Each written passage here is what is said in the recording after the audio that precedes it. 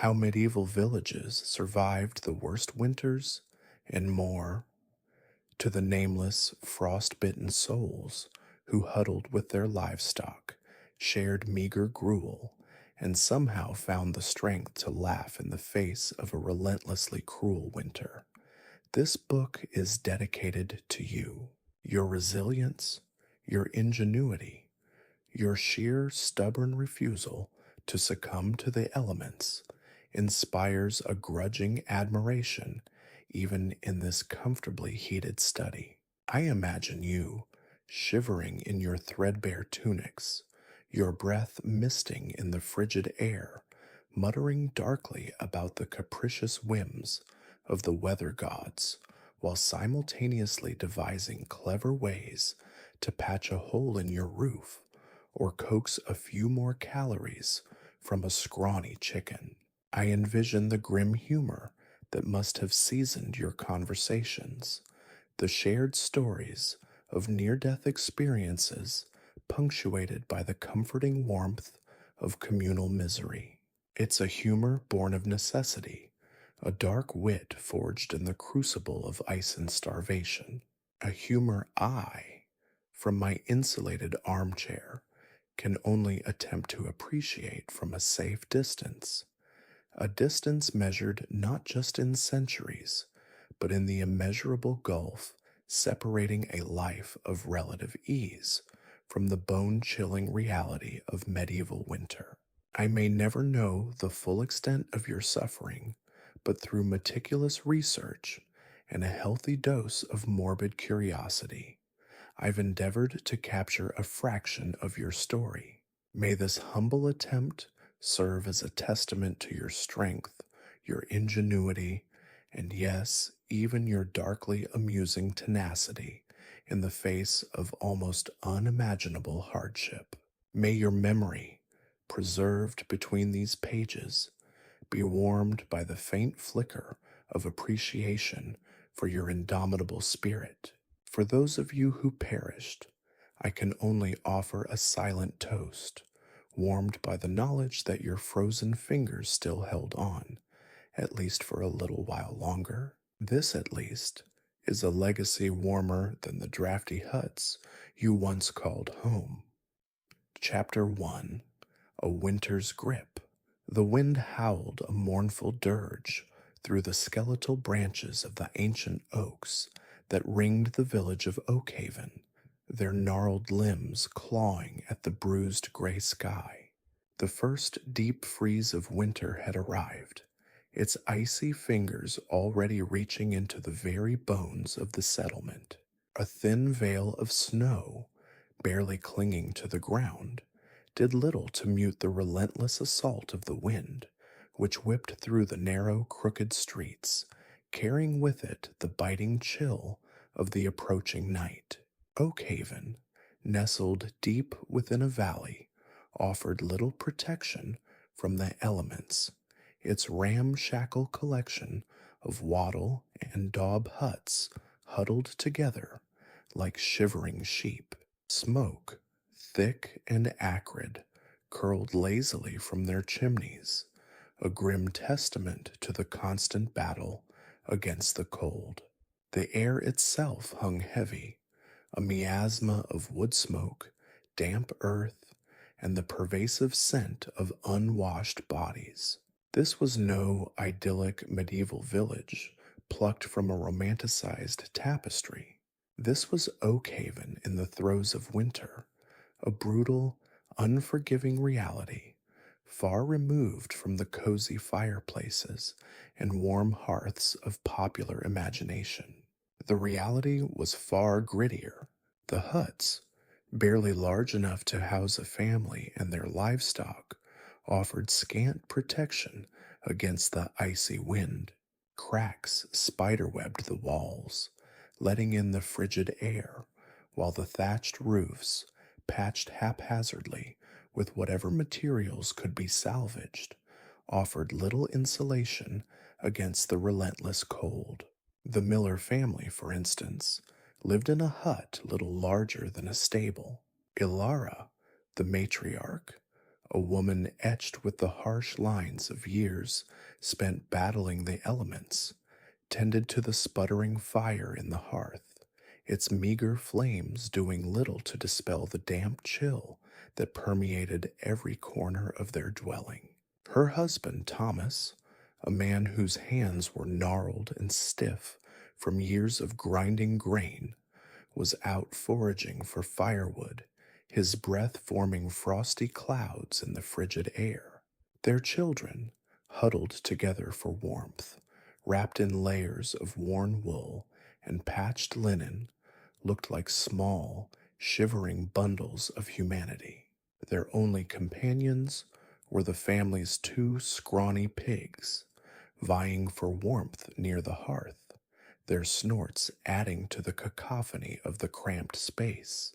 A short distance away, the blacksmith, a burly man named Giles, wrestled with his bellows, trying to coax life into his dying forge. His forge, the very heart of the village, was as vital in winter as the sun itself, providing not just tools and implements, but also a vital source of heat. The rhythmic clang of his hammer against the anvil, a comforting sound in the otherwise oppressive silence of the village, was a counterpoint to the mournful cry of the wind. But even Giles, a man accustomed to the rigors of his trade, struggled against the intensity of the cold. His own hut, while larger than the miller's, offered little more comfort, the constant damp and smoke leaving a perpetual film of grime over everything. Fetching water was a daily ordeal, a perilous journey to the village well, its icy water numbing fingers and toes. The well itself, shrouded in frost, was a constant source of anxiety, for a frozen well meant a lack of water, an unthinkable prospect in a village already struggling against the elements.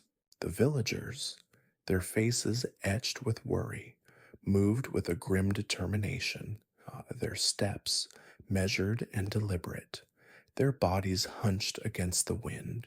Each movement was a calculated response to the incessant threat of cold, a testament to their resilience, a relentless battle against the creeping paralysis of hypothermia. Maintaining the livestock was another monumental challenge. The animals, huddled together in their makeshift shelters, shivered in the unrelenting cold. The meager stores of hay and grain were dwindling, and the villagers anxiously anticipated the next snowfall, fearing that it would further restrict their ability to reach the meager pastures. The death of even a single animal was a devastating blow, a significant loss to the village's already dwindling resources. The smell of livestock permeated the village, a pungent mix of manure, damp wool, and the ever-present threat of disease. The threat of illness hung heavy over Oakhaven, a constant shadow lurking in the corners of the huts. Exposure, starvation, and various maladies were commonplace. The lack of any effective healthcare system, meaning that every cough, every shiver, was met with anxiety. Simple remedies, herbal concoctions, and prayers were the only recourse, and the village graveyard, already swollen with the casualties of previous harsh winters, was a stark reminder of the fragility of life in this unforgiving landscape. The village children, though resilient, suffered the brunt of the cold. Their small bodies, less able to generate heat, were particularly susceptible to frostbite. Their thin layers of clothing offered little protection against the icy wind, and their chapped lips and reddened noses were visible evidence of their constant battle against the elements. Yet, despite their suffering, they played, their laughter a fragile counterpoint to the wind's mournful howl, a testament to their unyielding spirit. Their games, often simple and improvised, were a stark reminder of the limited opportunities and resources available to them. Yet within these constraints, a vibrant sense of childlike joy somehow prevailed. They built miniature snow forts, played in the meager snowdrifts, and their simple pleasures and games provided a much needed dose of warmth and light in the heart of the long, cold winter. The nights were the worst. The cold penetrated everything, seeping into the very marrow of the bones. Families huddled together for warmth, their bodies pressed close, sharing their meager body heat, their breaths forming clouds in the frigid air. The livestock shared the limited space, their presence offering a meager form of insulation, but also a constant risk of disease and parasites.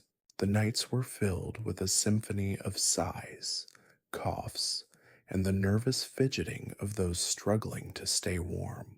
Sleep was a fleeting reprieve, interrupted by the icy wind whistling through the cracks in the walls and the ever present fear of the morning and the challenges it would inevitably bring. Evenings brought a sliver of respite, a temporary sanctuary from the chilling winds.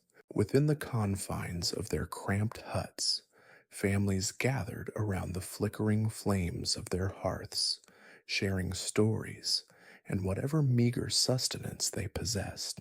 The old women would spin yarn, their nimble fingers working tirelessly, the rhythmic click of their spindles a soothing sound in the otherwise oppressive silence. The men would mend tools, the rhythmic tapping of hammers and chisels providing a reassuring soundtrack to the evening. The children, exhausted from the day's trials, would fall asleep, their small bodies pressed tightly against their parents. The brief moments of warmth, the shared food, the stories told were precious lifelines, sustaining the spirit in the face of relentless adversity. These brief moments of shared human connection were a vital source of comfort, offering a sense of hope and camaraderie in the face of an unforgiving winter. The hearth, a flickering beacon against the encroaching darkness, represented more than just warmth. It symbolized the very heart of their community, a place of shared struggle, shared resilience, and shared hope. The days bled into each other, marked only by the dwindling supply of firewood and the increasingly gnawing hunger. Fire, the very lifeblood of Oakhaven, was a constant preoccupation.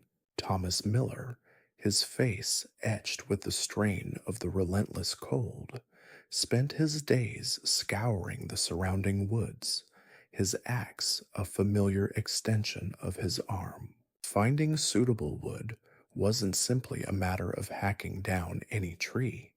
Experience, honed over generations, dictated the best choices. Oak, naturally, was prized for its density and slow burn, a treasure to be used sparingly. Birch, though burning more quickly, provided a welcome, fast starting blaze for those mornings when the chill threatened to steal the very breath from their lungs. Elder, with its hollow branches, served as kindling, offering a quick burst of flame to ignite the larger logs. But the woods were becoming increasingly barren. The recent storms had felled many trees, their branches scattered and broken, making the search for suitable wood a laborious and often frustrating affair. The villagers, their faces grim, trudged through the snow-covered landscape, their movements slowed by the cold, their breath clouding the frigid air. Even the seemingly insignificant twigs and branches became precious commodities, meticulously gathered and carefully carried back to the village. The constant worry gnawed at their minds. The dwindling supply of wood was a harbinger of even harsher times to come. The acquisition of fire itself was no simple matter. The villagers did not possess the luxury of matches. They relied on the age old method of striking flint against steel, a process requiring skill, patience, and a good deal of luck. Many a morning saw anxious faces huddled around a smoldering ember, frantically coaxing it back to life, their breath misting in the frigid air, a desperate plea to the capricious gods of warmth and survival. Food was another relentless battle. The meager stores of grain, harvested in the autumn, were slowly diminishing, their precious reserves carefully rationed. The animals, their winter coats providing little insulation against the relentless cold, were also a vital source of food. Their dwindling numbers reflected the growing scarcity of fodder, further increasing the pressure on the already stretched resources of the village. Every slaughtered animal was a calculated risk, a painful decision that weighed heavily on the hearts of the villagers. The preparation of food was a ritual of necessity. The most common dish was pottage, a thick stew made from whatever ingredients were available. Barley, beans, turnips, and sometimes a scrap of meat from the slaughtered animals were boiled together in a large pot hung over the fire. The aroma, though often unappealing to modern sensibilities, a pungent mix of boiled vegetables and animal fat, represented a vital source of sustenance and warmth. Bread, when available, was a luxury, often made from a mixture of barley, rye, and whatever other grains could be found. It was a coarse and often tasteless bread, but it was a vital source of energy. Preservation of food was a constant struggle. The villagers had developed ingenious, though primitive, techniques to extend the shelf life of their food. Salting, smoking, and drying were common methods, albeit imperfect, often resulting in food that was far from palatable. Meat, salted and hung to dry in the smoke-filled huts, often had a pungent, almost repulsive aroma, but it was a necessity, a vital buffer against the inevitable food shortages of the winter months. Root vegetables, stored in cool cellars or buried in the earth, were another staple, their preservation a continuous battle against the elements and decay. Modern refrigerators and freezers were inconceivable luxuries, unimaginable and unavailable. The constant threat of frostbite and hypothermia cast a chilling pall over daily life. Every exposed inch of skin was vulnerable, the slightest exposure leading to painful numbness and, in severe cases, permanent damage. The villagers, their hands and feet often numb and chapped, constantly monitored themselves and each other for any signs of frostbite, a chilling reminder of the harsh reality of their existence. The children, their small bodies less able to regulate their temperature, were especially vulnerable, their parents ever vigilant in protecting them from the elements. Wool, a precious commodity, was layered upon layer, offering some insulations against the cold, but it was a fragile defense against the unrelenting assault of the elements.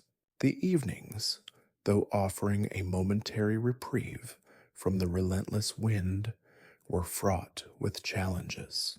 The limited space within the huts often meant a claustrophobic huddle of bodies, humans, and animals alike, all vying for the limited warmth produced by the sputtering fire. Sleep was a fleeting sanctuary, often interrupted by the relentless cold, the gnawing hunger, and the ever present fear of what the morrow might bring. The nights were long and dark, punctuated only by the crackling fire and the sounds of the animals shifting restlessly in the confined space. Even in sleep, the cold was a constant companion, its icy fingers reaching out to touch every nerve ending. The social fabric of Oakhaven was woven tightly, bound by necessity and mutual dependence.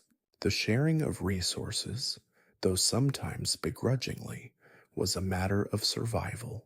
A cup of hot pottage, a meager piece of bread, a handful of dried beans, these small acts of generosity were lifelines, offering comfort and reassurance in the face of overwhelming adversity. Stories, passed down through generations, served as a form of entertainment, distracting from the hunger pangs and the relentless cold. These tales of courage, resilience, and survival, often imbued with a darkly humorous sensibility, were a shared heritage, a testament to the enduring spirit of Oakhaven's inhabitants. Despite the seemingly endless struggle, a sense of community permeated Oakhaven, a resilient spirit born of shared hardship and mutual reliance. The villagers, their bodies etched with the harsh lines of a life lived in constant battle against the elements, possessed a profound resilience, an unyielding determination to survive. Their ingenuity, born of necessity, manifested in countless creative solutions, their adaptability a testament to the human spirit's capacity to endure even the most severe challenges. They were not merely surviving, they were enduring, their very existence a defiant act against the cruel hand of winter. Their laughter, often faint and brittle, mixed with coughs and sighs, resonated through the village, a testament to a stubborn refusal to be broken. It was a symphony of survival, a starkly beautiful melody born of hardship, and a poignant testament to the remarkable endurance of the human spirit in the face of the harshest winter. The biting wind howled a mournful song through the skeletal branches of the winter-stripped trees, a constant reminder of the precariousness of life in Oakhaven. Yet, even amidst the biting cold and gnawing hunger, a different kind of warmth radiated from the village, the warmth of community forged in the crucible of shared adversity. Survival, they discovered, wasn't a solitary endeavor. It was a collective dance, a delicate choreography of cooperation and mutual support. The sharing of resources, though often a strained and grudging act, was as essential to life as the air they breathed. It wasn't a matter of charity, but of sheer necessity. A family with a slightly larger harvest of turnips might reluctantly part with a few, knowing that their own stores were equally vulnerable to depletion. The exchange wasn't always equitable. Some families had more to offer than others, their generosity dictated by the whims of fate and the unpredictable bounty of the land. But the principle of sharing, the unspoken agreement to assist one another, held the fragile social fabric of Oakhaven together. A particularly poignant example was old Alara, whose arthritic hands could no longer gather firewood. Her small cottage, typically the warmest in the village due to her clever use of straw insulation and strategically placed drafts, was now perilously cold.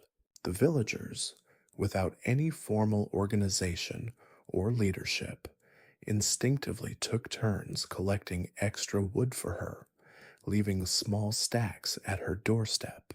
It was a quiet, unspoken acknowledgement of shared humanity, a recognition that everyone was vulnerable, everyone was susceptible to the harsh grip of winter. Each act of kindness was a small defiance against the relentless cold, a testament to the enduring strength of the human spirit. This unspoken understanding extended beyond the sharing of material resources. When sickness struck, as it inevitably did during the winter months, the community rallied around the afflicted. Agnes, a young mother, fell victim to a particularly vicious bout of influenza. Her neighbors, without any advanced medical knowledge or sophisticated treatments, took turns tending to her, providing food, bringing water, and offering comforting words. They prepared poultices from local herbs, remedies passed down through generations, their efficacy as much a matter of faith as of tangible effect. The shared belief in the efficacy of these cures strengthened their resolve and provided solace. The recovery of Agnes was not just her triumph, it was a shared victory, a testament to the power of communal care. Gathering fuel was another task that required collective effort. The relentless cold depleted their already limited supply of firewood with alarming speed. This meant venturing further into the snow-covered forests, a dangerous and exhausting task. But they didn't go alone. Men, women, and even older children joined in these expeditions, forming small groups for mutual support and protection. The forest, a source of both sustenance and peril, became a shared testing ground where the bonds of community were strengthened through shared peril and collective success. Sharing the burden not only made the task more manageable, but also fostered a spirit of camaraderie, ensuring that no one felt abandoned in the face of this formidable challenge. Religion, too, played a pivotal role in shaping the community's response to the harsh winter. The village priest, Father Michael, offered more than just spiritual guidance. He was a practical and compassionate man, acting as a mediator in disputes, offering counsel to the distraught, and providing whatever meager medical assistance he could. His sermons, delivered in the dimly lit church, were not only about faith and salvation, but also about resilience, hope, and the importance of supporting one another. The church, a central point in the village, served as a gathering place, providing warmth and a sense of shared purpose. Shared prayers and hymns became a way of expressing their collective anxieties and fears, reinforcing a sense of belonging and mutual support. The winter nights, while fraught with cold and discomfort, were also filled with the warmth of shared stories and laughter. As families huddled around their meager fires, tales of resilience and resourcefulness, often laced with dark humor, were exchanged. These stories were not merely entertainment, they served as a powerful reminder of their shared history, their ancestors' ability to endure, and their own potential to survive. They fostered a sense of identity and collective pride, helping them to face the challenges of the winter with renewed determination. However, the harmony wasn't perfect. Tensions inevitably arose from the scarcity of resources. Whispers of envy and resentment occasionally surfaced, fueled by hunger and desperation. But these were fleeting cracks in the foundation of community. The overwhelming need for mutual assistance always overshadowed petty disagreements. The villagers knew that their survival depended on their ability to overcome internal conflicts and maintain a semblance of unity. The winter's grip tightened, but the spirit of Oakhaven remained unbroken. Their resilience was not just a testament to their physical strength, but to their capacity for compassion, cooperation, and unwavering community spirit. It was a stark and powerful reminder that even in the darkest of times, the warmth of human connection can illuminate the path to survival. Their struggle was not merely a battle against the elements, but a profound testament to the enduring power of the human spirit, a saga of shared hardship and remarkable resilience, played out against the unforgiving backdrop of a medieval winter. The communal spirit of Oakhaven, a fragile yet tenacious flame, burned brightly against the relentless cold, a beacon of hope and humanity in the face of adversity. And as the long winter nights stretched into dawn, their collective strength, nurtured by shared experiences and interwoven destinies, proved that survival, in its most fundamental essence, was indeed a communal endeavor. The seemingly endless winter, a relentless assault on body and spirit, began to claim its victims. The idyllic picture of communal harmony, painted in the shared struggles of firewood gathering and resource sharing, was now starkly contrasted by the Grim Reaper's relentless march through Oakhaven. The first casualties were the weakest, the elderly, the very young, and those already weakened by prior illness. Old Alara, despite the villagers' best efforts to keep her warm, succumbed to pneumonia, her frail body unable to withstand the relentless cold that seeped into her bones. Her death, though anticipated, left a chilling silence in its wake, a stark reminder of winter's brutal power. The villagers, hardened as they were to death, felt the loss keenly. Her passing was marked not by elaborate rituals, but by a quiet solemnity, a shared sorrow expressed in hushed tones, and the respectful laying of simple wildflowers on her grave, a small offering amidst the snow-covered earth. Pneumonia, a ubiquitous killer in Oakhaven, wasn't a singular threat. It was merely the most visible symptom of a wider malaise. A persistent cough, often a harbinger of consumption, tuberculosis, raked through the village, leaving its victims racked with fever and wasting away. There was no cure, only palliative care, warm broth, rest, and the fervent prayers of Father Michael, whose faith, though unwavering, offered little tangible relief.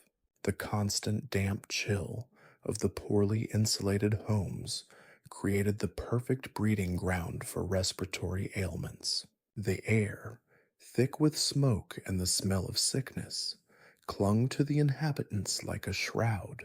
Beyond pneumonia and consumption, dysentery ravaged the village, particularly affecting the younger children.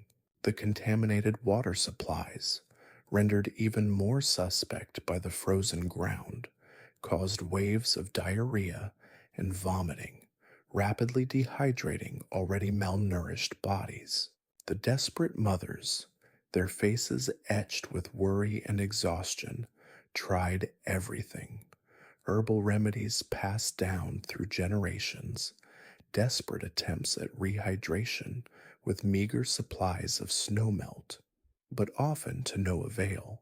The screams of a child battling dysentery were a common sound during those long nights, a haunting soundtrack to the suffering of the community. The death of a child was especially devastating. It was a blow to the future, a wound that wouldn't easily heal. The loss echoed throughout the village, a testament to the fragility of life in the face of disease and deprivation. Starvation, a silent but ever-present threat, loomed large over Oakhaven. The dwindling food stores meant that even the healthy were weakened, their bodies less resilient to the assaults of disease. The thin gruel, the meager rations of vegetables, and the occasional scrap of dried meat provided little sustenance against the relentless cold and the demands of physical labor. The villagers were constantly on the verge of hunger, their bodies slowly being consumed by the harsh conditions. This weakened state increased their vulnerability to illness, creating a vicious cycle of malnutrition and disease that threatened to consume the entire community. Hunger wasn't simply a matter of empty stomachs, it was a gnawing, pervasive anxiety that permeated every aspect of life. The lack of effective medical treatment further amplified the suffering.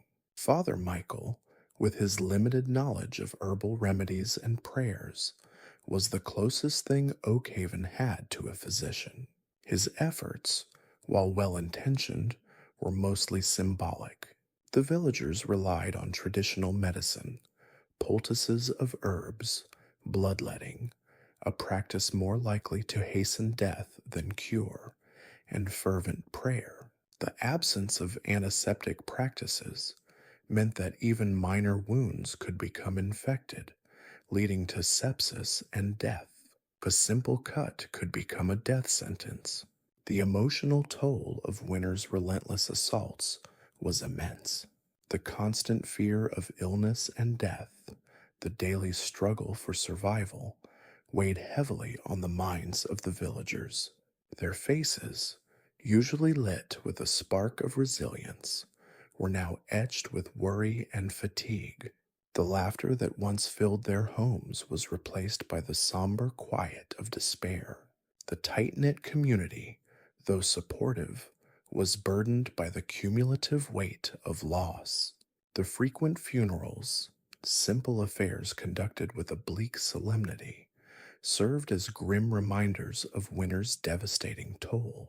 The constant exposure to death, the frequent witnessing of suffering, desensitized the villagers to a certain extent, but it did not extinguish their capacity for compassion, nor did it diminish the profound sorrow of each loss. Yet, even in the face of such overwhelming hardship, the spirit of Oakhaven did not entirely succumb. The villagers continued to support one another, sharing what little they had, tending to the sick, and offering solace to the bereaved. Their resilience, forged in the crucible of adversity, was a testament to the enduring strength of the human spirit. The mutual aid, which had previously been a matter of pragmatic survival, now became an act of defiance against the darkness, a shared testament to humanity's enduring capacity for both empathy and endurance. The bleakness of the winter, while undeniable, was also tempered by this extraordinary display of community resilience, a beacon of light against the encroaching shadows of death and despair. Their story is not simply one of survival, it is a powerful narrative of human connection and courage in the face of overwhelming adversity. It is a stark reminder that even in the darkest of times, the human spirit, fueled by compassion and mutual support, can find a way to endure, to find solace, and to continue to hope, however tenuously, for the coming of spring. The snow continued to fall, a relentless curtain obscuring the world in white, but the flame of community, though flickering, still burned within Oakhaven, and in that flickering flame, a story of resilience and hope was etched into the heart of the winter. The first hint of dawn was a grudging concession from the relentless winter, a pale gray smear across the horizon that offered little warmth.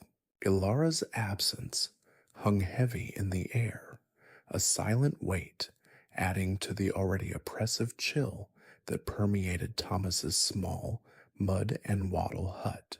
He woke not to the gentle nudge of his wife's hand, but to the biting cold that seeped through the cracks in the walls, a constant reminder of the precariousness of life in Oakhaven. He stirred, his limbs stiff and aching from the previous day's labor, a familiar ache that echoed the deeper weariness settling in his bones. His first act was not one of devotion or reflection, but of pure survival, stoking the fire. The meager embers, carefully banked overnight, were barely clinging to life, mirroring his own dwindling energy. He added a few more twigs and small branches, salvaged from the dwindling pile he'd carefully collected over the past few weeks. The smoke, thick and acrid, stung his eyes and filled the hut with a choking haze. It was a necessary evil, for without the fire the cold would swiftly become unbearable, a silent killer that could steal the warmth from his body and extinguish his life as easily as it could snuff out a candle flame. The fire, once crackling merrily, now sputtered weakly, a pathetic imitation of its former glory. Thomas cursed under his breath, a guttural sound lost in the swirl of smoke. The winter had been relentless, consuming firewood faster than he could gather it. The forests, stripped bare by the community's desperate need for fuel, offered little more than spindly branches and frozen earth. Each day's collection felt like a Pyrrhic victory, a slow and agonizing depletion of their already meager resources. With the fire grudgingly accepting its new fuel, Thomas turned his attention to the livestock. His two scrawny goats, their ribs showing through their matted coats, huddled together in a corner of the hut, their bleating a mournful counterpoint to the sputtering fire. He offered them a small amount of dried hay, a pittance compared to their needs, but all he could spare. Their survival was intimately linked to his own.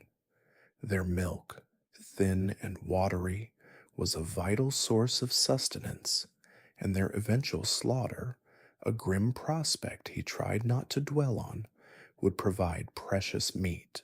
His stomach rumbled, a hollow ache that mirrored the emptiness of his larder. The morning meal was a thin gruel made from barley and a few wilted turnips, barely enough to coat his stomach.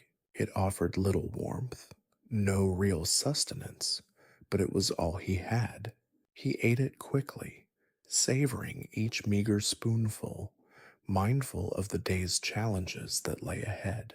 The day unfolded in a predictable rhythm of survival, foraging for whatever scraps of edible vegetation he could find amidst the snow-covered fields, chopping and carrying firewood, repairing the increasingly fragile thatch roof of his hut, and tending to his meager crops, which offered little hope of a bountiful spring harvest. His hands, raw and chapped, bore the marks of his relentless struggle against the elements. The cold seeped into his very bones, a pervasive discomfort that dulled his senses and sapped his strength. Each task was a battle against the elements, a constant struggle for survival. The snow, a beautiful blanket in romantic tales, was here a harsh oppressor, a relentless adversary that made even the simplest tasks an ordeal. The wind whipped through the village, biting at exposed skin, adding another layer of discomfort to an already difficult life. He shared a meager lunch with his neighbors, a few scraps of dried meat and a watery vegetable stew. The conversation was terse, punctuated by coughs and shivers, a testament to the pervading sickness. The laughter, once a common sound in Oakhaven, was now a rare and precious commodity. The shadow of death hung over them all, a constant companion in their struggle for survival. The afternoon brought a different kind of challenge: water collection. The river, usually a source of readily available water, was now partially frozen, its surface covered in a fragile layer of ice. He chipped away at the ice with a rusty hatchet, his movements slow and deliberate, acutely aware of the risk of falling into the freezing water. The water he collected was far from pure, yet it was a vital necessity, as precious as gold. The evening brought a familiar ritual of feeding the goats, replenishing the fire, and preparing a meager supper. The same gruel, the same thin broth, the same gnawing emptiness in his stomach. The only solace was the companionship of his wife, her presence a small beacon of light amidst the darkness. They spoke little, their words spare and measured, but their shared silence spoke volumes of their resilience, their enduring hope for a better tomorrow. As darkness descended, the cold intensified, seeping into the very fabric of their existence. They huddled together by the fire, sharing the meager warmth, their bodies pressed close for mutual support. The fire, flickering and uncertain, mirrored their lives, a testament to their unwavering struggle to survive against the odds. The night brought little rest. The cold, the hunger, and the constant fear of illness were unwelcome guests that stayed with them until the pale gray smear of dawn appeared once again. Sleep was a battlefield, a fight against the persistent cold and gnawing hunger. Dreams were fragmented and disturbing, visions of empty larders, frozen fields, and the pale faces of the villagers who had succumbed to the harsh reality of winter. The thin, scratchy blanket offered little protection against the biting cold, and the smoke from the fire, though necessary, stung his eyes and filled his lungs with a choking sensation. Every day was a repetition of this arduous routine, a relentless cycle of struggle and survival, a testament to human resilience in the face of overwhelming hardship. Each sunrise was a victory, a testament to their continuing defiance against the elements. Their lives were a silent battle against the relentless winter, a grim reminder of the fragility of life and the extraordinary strength of the human spirit. The coming of spring seemed a distant dream, a fragile hope against the backdrop of endless winter. But their days were fought with stoic determination, their bodies and spirits battered but unbroken. Chapter 2: Ingenious Adaptations. The morning light, weak and watery, barely penetrated the gloom of Thomas's hut. The air hung thick with the smell of wood smoke and damp earth, a familiar perfume of poverty and survival. He looked around at the familiar scene, the mud and wattle walls, patched and repatched countless times, the thatch roof, a patchwork of decaying reeds and straw, constantly threatened by the relentless wind and snow. The earthen floor, cold and hard beneath his bare feet. This wasn't merely a dwelling, it was a testament to ingenuity, a fortress built against the brutal onslaught of winter. Building this haven had been a communal effort, a testament to the spirit of cooperation that was essential for survival in Oakhaven. Each wattle and daub panel, each carefully placed reed in the roof, represented hours of back-breaking labor. The wattle, woven from slender hazel branches, provided a flexible framework, while the daub, a mixture of mud, straw, and dung, acted as a binder and insulator. The dung, a byproduct of their livestock, was a surprisingly effective ingredient, adding to the structure's strength and insulating properties. It wasn't exactly fragrant, Thomas admitted with a grim chuckle, but it kept the wind out, and that was what mattered most. The process of constructing a wattle and daub structure was a slow, painstaking process. First, the sturdy hazel branches, harvested from the nearby copse, had to be meticulously woven into panels, a task that demanded skill and patience. These panels, carefully shaped and reinforced, then formed the skeleton of the dwelling. The daub, painstakingly applied layer upon layer, formed a waterproof and insulating skin. Each layer had to be carefully smoothed and allowed to dry before the next could be added, a process that could take days, even weeks, depending on the weather. This wasn't some quick assembly. It was a labor of love, born out of necessity and a desperate need for shelter. Insulation was paramount. The thick daub layer provided some protection, but additional measures were essential. Thomas recalled the winter before, the bitterest in living memory, where the cold had seeped through even the thickest walls. This year, they'd taken extra precautions. They'd used more straw in the daub, creating a thicker, more insulating layer. They had also used what they called packing, stuffing extra straw and dried grasses into any gaps or cracks in the walls.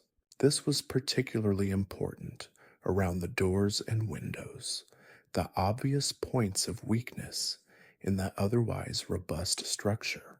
The windows themselves were small, often mere slits in the walls, covered by oiled paper or animal bladders that provided a minimal barrier against the wind and cold.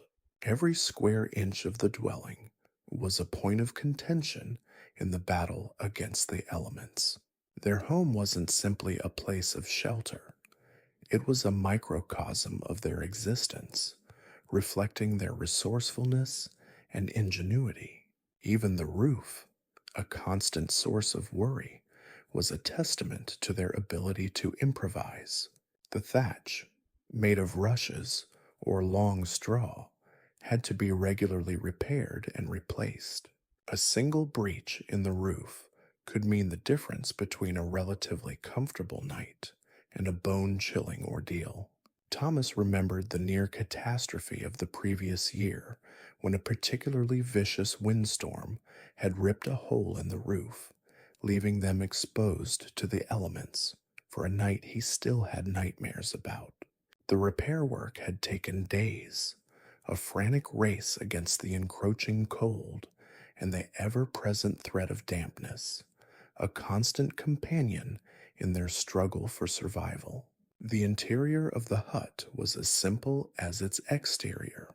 A single room housed everything: the sleeping area, a small cooking fire, and the livestock, the goats, their thin bodies shivering in the cold, occupied a corner, their bleating a mournful chorus against the rhythmic crackle of the fire. Their presence, while not always pleasant, was essential. Their bodies radiated a small amount of warmth, adding to the meager heat generated by the fire, a crucial element in their shared fight against the cold. The animals, too, were an integral part of their defense against the elements. Their close proximity reduced heat loss and provided a source of warmth, even if their pungent aroma left something to be desired. The shared space was a constant reminder of their interdependence, a precarious balance of survival. The fire, a sputtering heart of the hut, was the center of their world. It was the source of heat, the source of light, the source of cooking, and more than anything, it was a symbol of hope in the face of overwhelming adversity. Maintaining the fire was a constant concern, requiring vigilance and ingenuity. Fuel was always a concern. The wood had to be carefully collected, stored, and rationed to stretch the supply through the longest nights of the year. Every piece of wood was precious, a small victory snatched from the jaws of winter. Many a night was spent staring into the dying embers, a silent prayer that the morning would bring a reprieve from the harsh reality of fuel scarcity. The construction and maintenance of their homes wasn't just a seasonal task, it was a year round process. In spring and summer, they repaired and improved their dwellings. The cracks and holes in the walls were patched, the thatch was relaid, and new wattle panels were woven to replace the decaying ones. This was the time of relative plenty, when materials were readily available and the weather was less hostile. This was also the time when they collected additional supplies for the upcoming winter: extra thatch, bundles of straw, and dried grasses for insulation, and a supply of hazel branches for repairs. Summer was a time of preparation, of laying the groundwork for survival against the harshness of winter. But winter brought a different kind of challenge. The cold weather reduced the accessibility of materials, making even the simplest repairs a monumental task. Working with frozen mud was nearly impossible, and the wind could tear away at the thatch with brutal force. Any damage to the structure had to be dealt with as quickly as possible to prevent more significant losses. The effort to keep the structure intact was a constant negotiation with the brutal reality of the elements. Each repair was a victory, a grim testament to their perseverance in the face of harsh conditions. Animal shelter was as important as human shelter, a fact that was indelibly etched in the minds of the villagers. The livestock provided much needed warmth, their very bodies radiating a measure of heat. However, this shared proximity also brought challenges. Keeping the animals in good health was crucial, not only for their contribution to warmth, but for their role in sustenance. Illness among the animals could mean a reduction in milk supply, a decrease in the warmth they generated, and a grim prospect of reduced meat supplies. Each animal became a precious asset, their well being intricately tied to the survival of the community. Their ingenuity in constructing and maintaining their shelters was not a mere act of building, it was a reflection of their understanding of the environment and their ability to adapt to its challenges. Every element of their homes, from the carefully woven wattle to the meticulously applied daub, from the strategic placement of the livestock to the careful rationing of fuel, was a testament to their resourcefulness, their knowledge, and their unwavering resilience in the face of relentless adversity. It was a battle fought not only against the cold, but also against the ever present threat of poverty, hunger, and disease, a constant struggle for survival played out within the confines of their humble yet ingeniously constructed dwellings. Each dawn was a hard-won victory, each night a precarious truce in a war against winter's relentless assault. The meager warmth of the shared dwelling offered little comfort against the biting wind that howled through the cracks in the walls. Even huddled with the goats, Thomas felt the chill seep into his bones. But the cold wasn't just an external threat, it was a constant companion, a pervasive presence that gnawed at their very existence. Their defense against this icy enemy was as multifaceted as their struggle for survival itself: their clothing. Unlike the romanticized images of medieval peasants in flowing tunics, the reality was far more pragmatic. Their clothes were primarily functional, designed not for fashion, but for enduring the harsh realities of a brutal winter. The centerpiece of their wardrobe was wool, the ubiquitous fabric of the poor.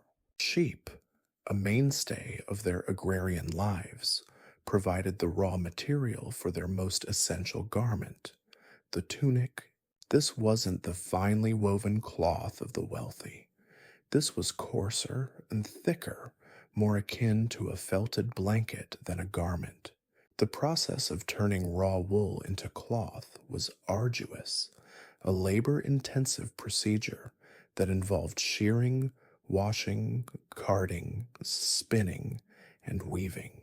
Each step was a testament to the patience and skill of the villagers. Shearing the sheep was a communal event, a scene of controlled chaos as the animals were wrestled to the ground, their woolly coats shorn away. The wool, coarse and full of impurities, was then carefully washed in a river or stream, a laborious process that often involved multiple rinses. The task wasn't merely to clean the wool, it was to remove the lanolin, a natural oil that could hinder the spinning process.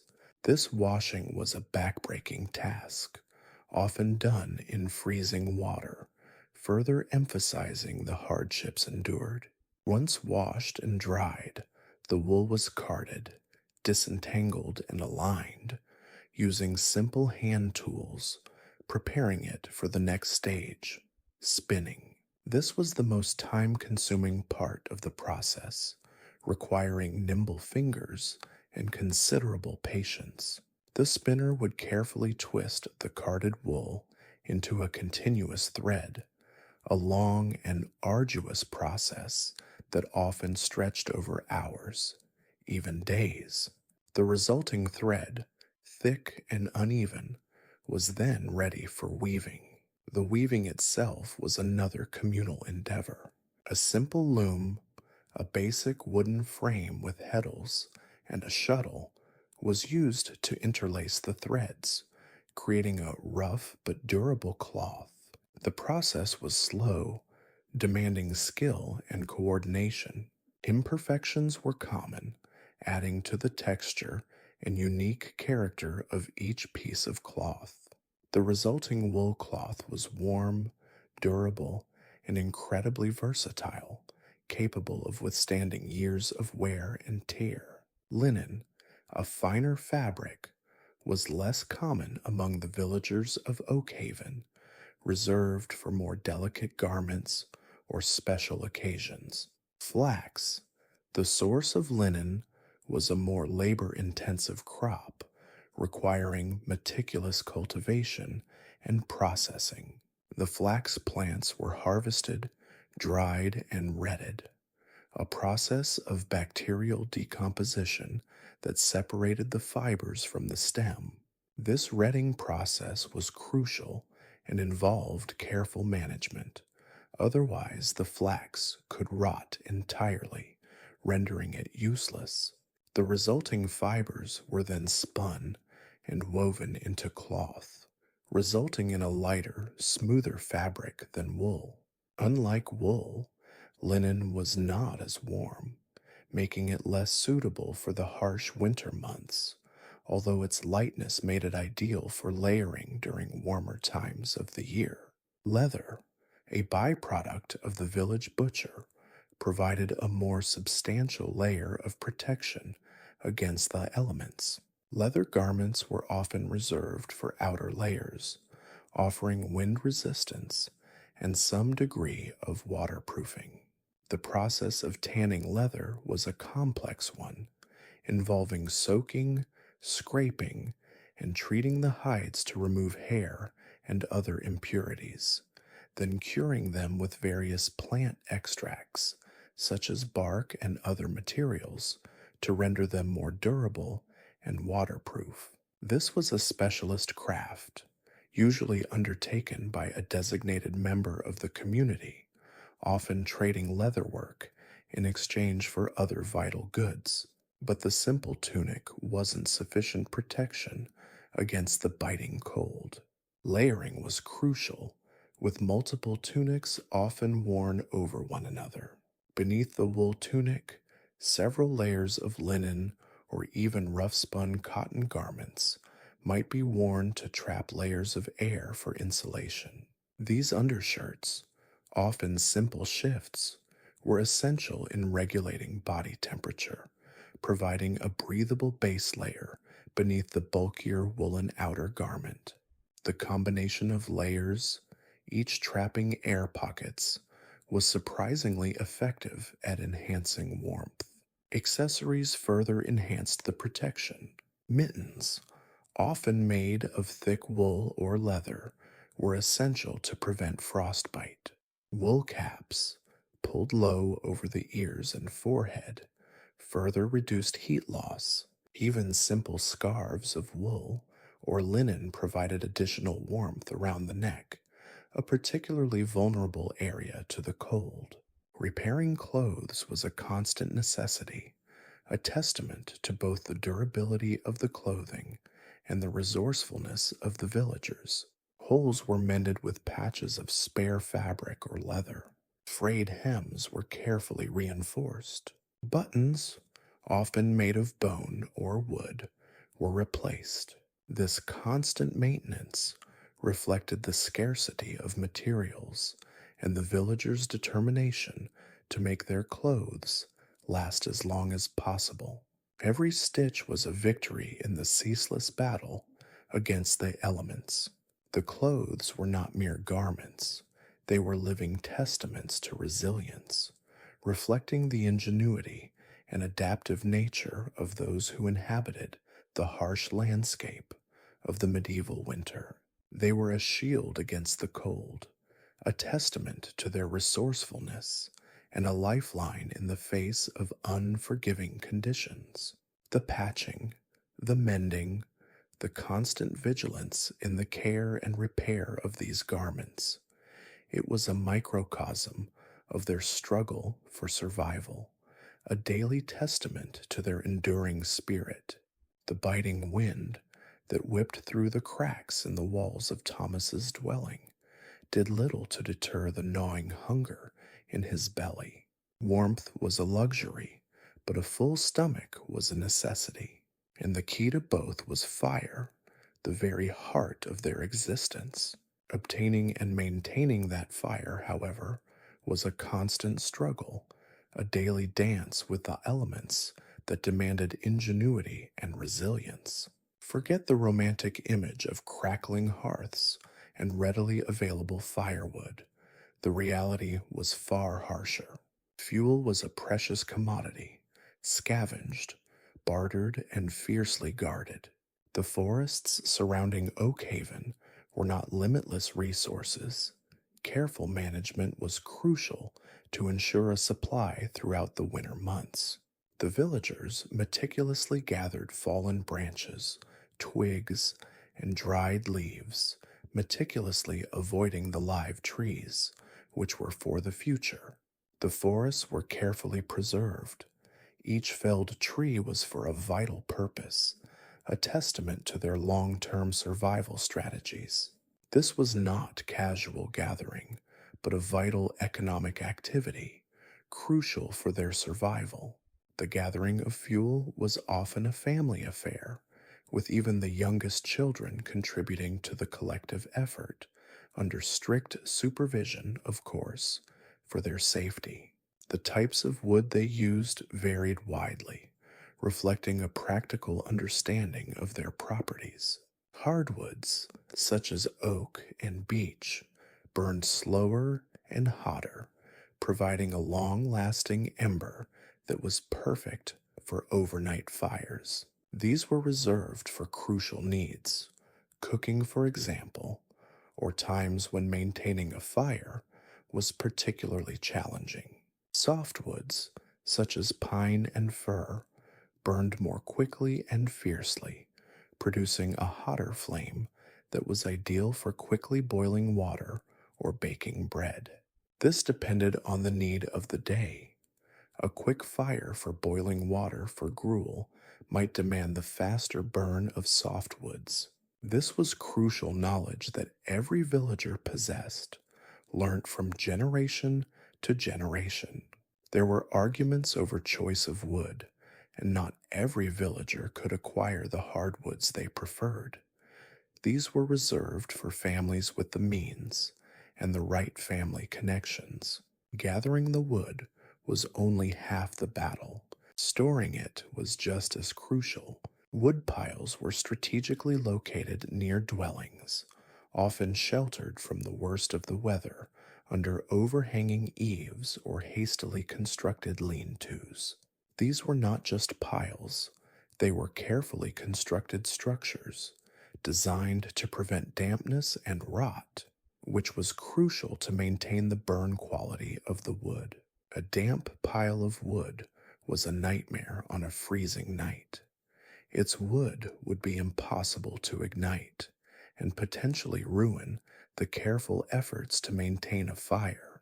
Protection from the elements was crucial. Even the most carefully chosen wood could rot and lose its quality, rendering it useless if not protected from rain and snow. The methods varied, depending on the resources of the family. Some families could construct elaborate coverings, while others made do with what little they could acquire.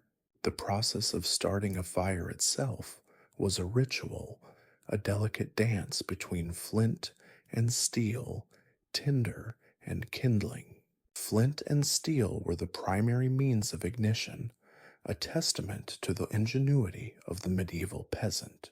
Striking the flint against the steel created sparks that ignited the tinder, a highly flammable material such as dried moss, bird nests, or carefully prepared fungi. This ignited the kindling small twigs and slivers of wood, which then gradually built up the fire with the larger pieces. This process was far from guaranteed. It required a steady hand and considerable patience. Many a frustrated villager had spent hours trying to coax a flame from their tools, only to give up, leaving the family cold and hungry. The importance of fire extended far beyond warmth. It was essential for cooking, transforming raw ingredients into palatable and nutritious meals.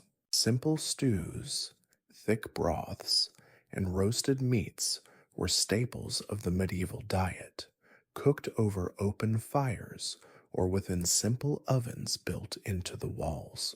Baking bread was another crucial activity, dependent on a sustained, consistent heat. The fire was at the heart of every meal, a lifeline against hunger and the harsh realities of winter.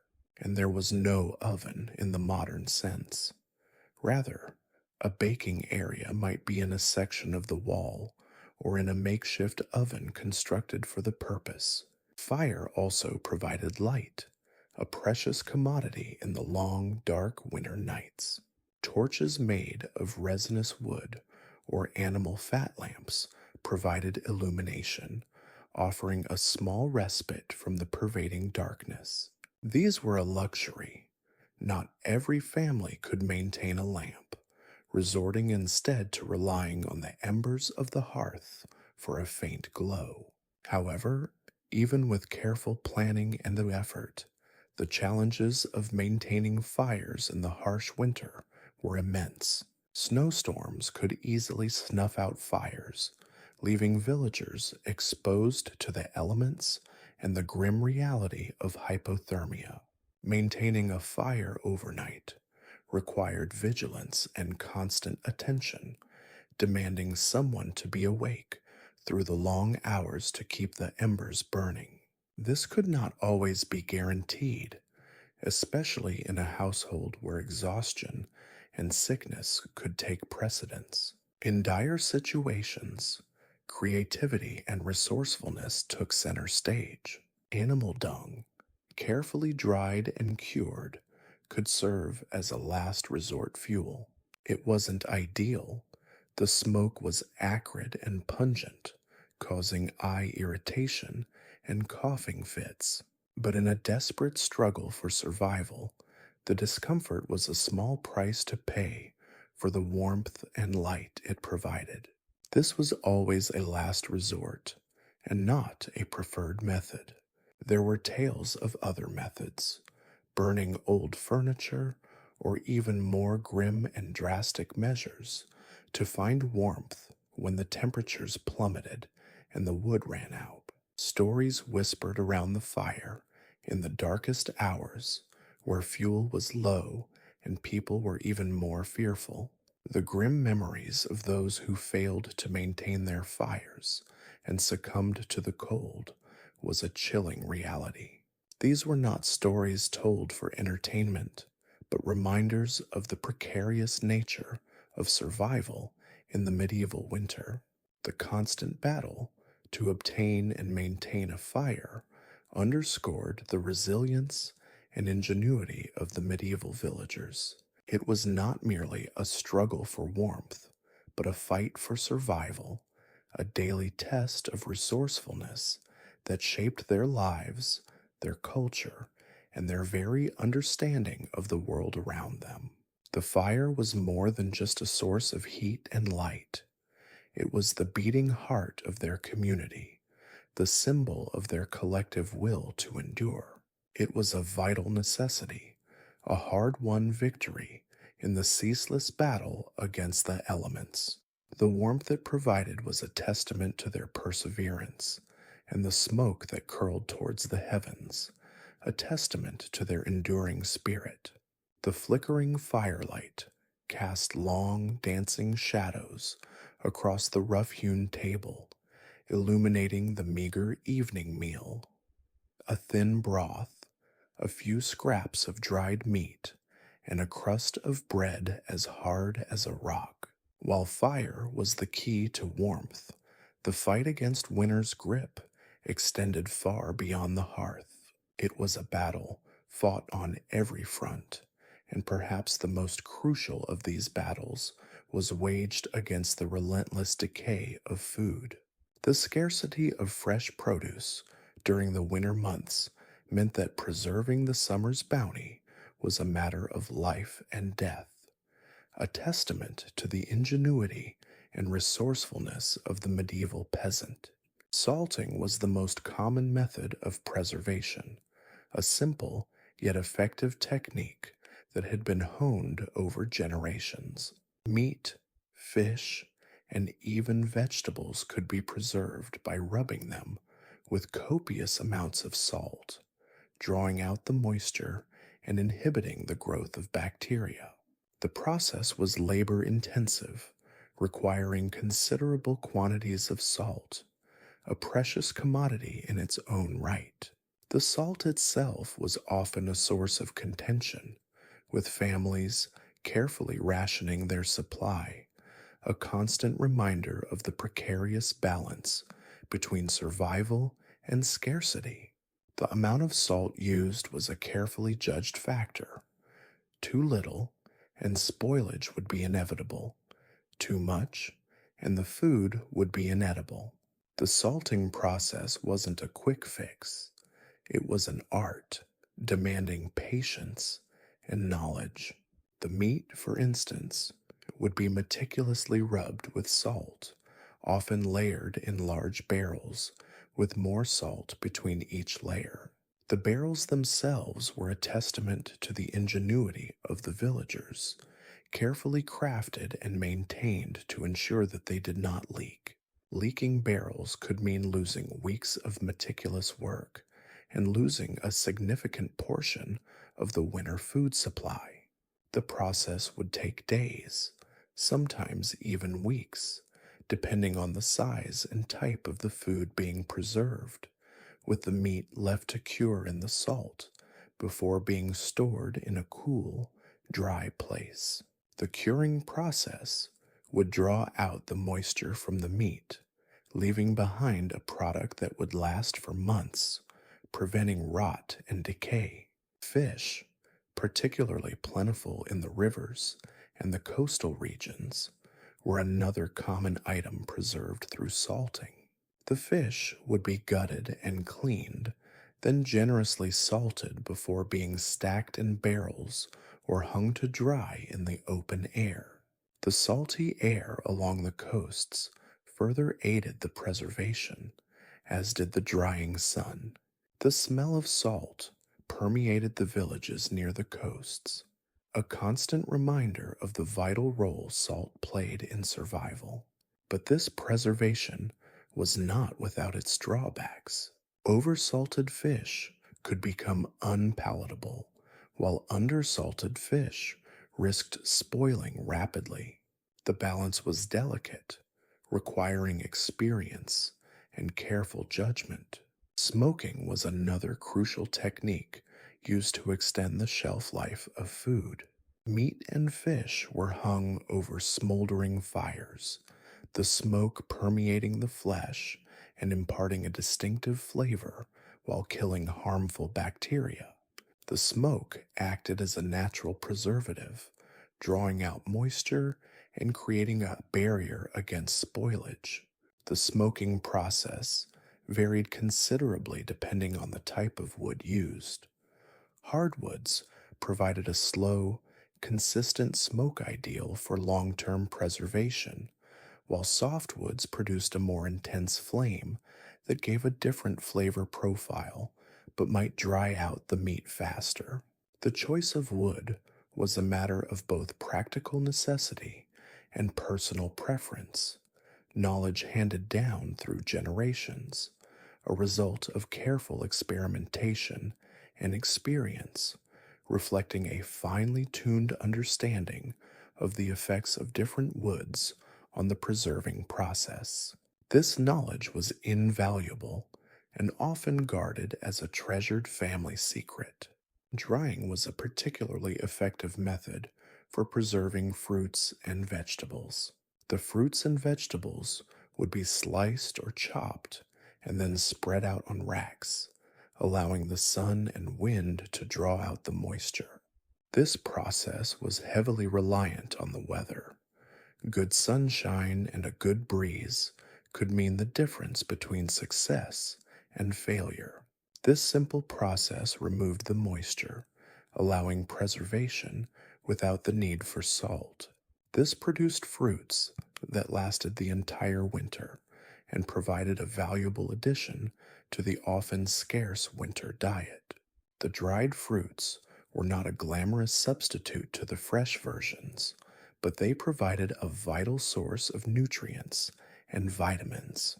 The cellars, cool, damp spaces built into the foundations of many homes, served as vital storage areas. Root vegetables, such as turnips, carrots, and parsnips, were stored in the dark, cool cellars, their moisture content keeping them fresh for several months. But even in the relative darkness and coolness of the cellars, spoilage was a constant threat.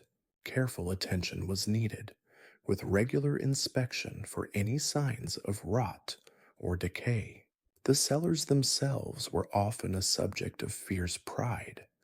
They demonstrated the ingenuity and resourcefulness of the families who had painstakingly constructed and maintained them. This was not a place where any storage would be appropriate. The design and implementation required the careful attention to detail and the practical knowledge of how to maintain a constant temperature and humidity. Despite the best efforts of the villagers, food preservation was never foolproof. Spoilage was a constant risk, and food shortages were a grim reality of winter. The loss of preserved food due to spoilage could be devastating, plunging families into hardship and hunger. The consequences of food shortage were severe: starvation, disease, and even death. The preservation of food during the medieval winter was not merely a practical necessity, but a reflection of the resourcefulness, ingenuity, and resilience of the medieval peasant. It was a testament to their adaptability in the face of adversity, a constant battle against the elements and against the relentless decay of nature itself. Their success in this endeavor depended on a complex interplay of traditional knowledge, careful planning, and a healthy dose of luck. The fight against hunger in the medieval winter was a fight waged with tools as simple as salt and smoke, and a resourcefulness that defies the imagination. And the stark reality of failure was a constant shadow, reminding them of the tenuous balance between life and death. The food preserved was not only sustenance, but also a symbol of their enduring spirit, a quiet rebellion against the cold, hungry grip of winter. The dwindling daylight hours of a medieval winter brought with them a different kind of struggle, one less about physical survival and more about the preservation of spirit. While the fight against hunger and cold was relentless, the long nights also demanded a different kind of resilience, a resilience forged in community and fueled by the flickering flames of festivity. The scarcity of resources, the ever-present threat of illness, and the isolation of the harsh landscape made the need for communal gatherings all the more acute. These weren't simply frivolous diversions. They were vital lifelines, offering solace, social connection, and a much-needed boost to morale. The rhythm of the year, governed largely by the agricultural cycle, dictated the timing of these celebrations.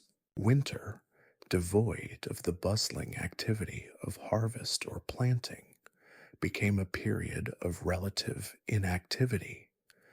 But this apparent stillness was filled with a quiet intensity, the hushed anticipation of festivals that pierced the darkness. The church calendar played a crucial role, offering a framework for communal gatherings.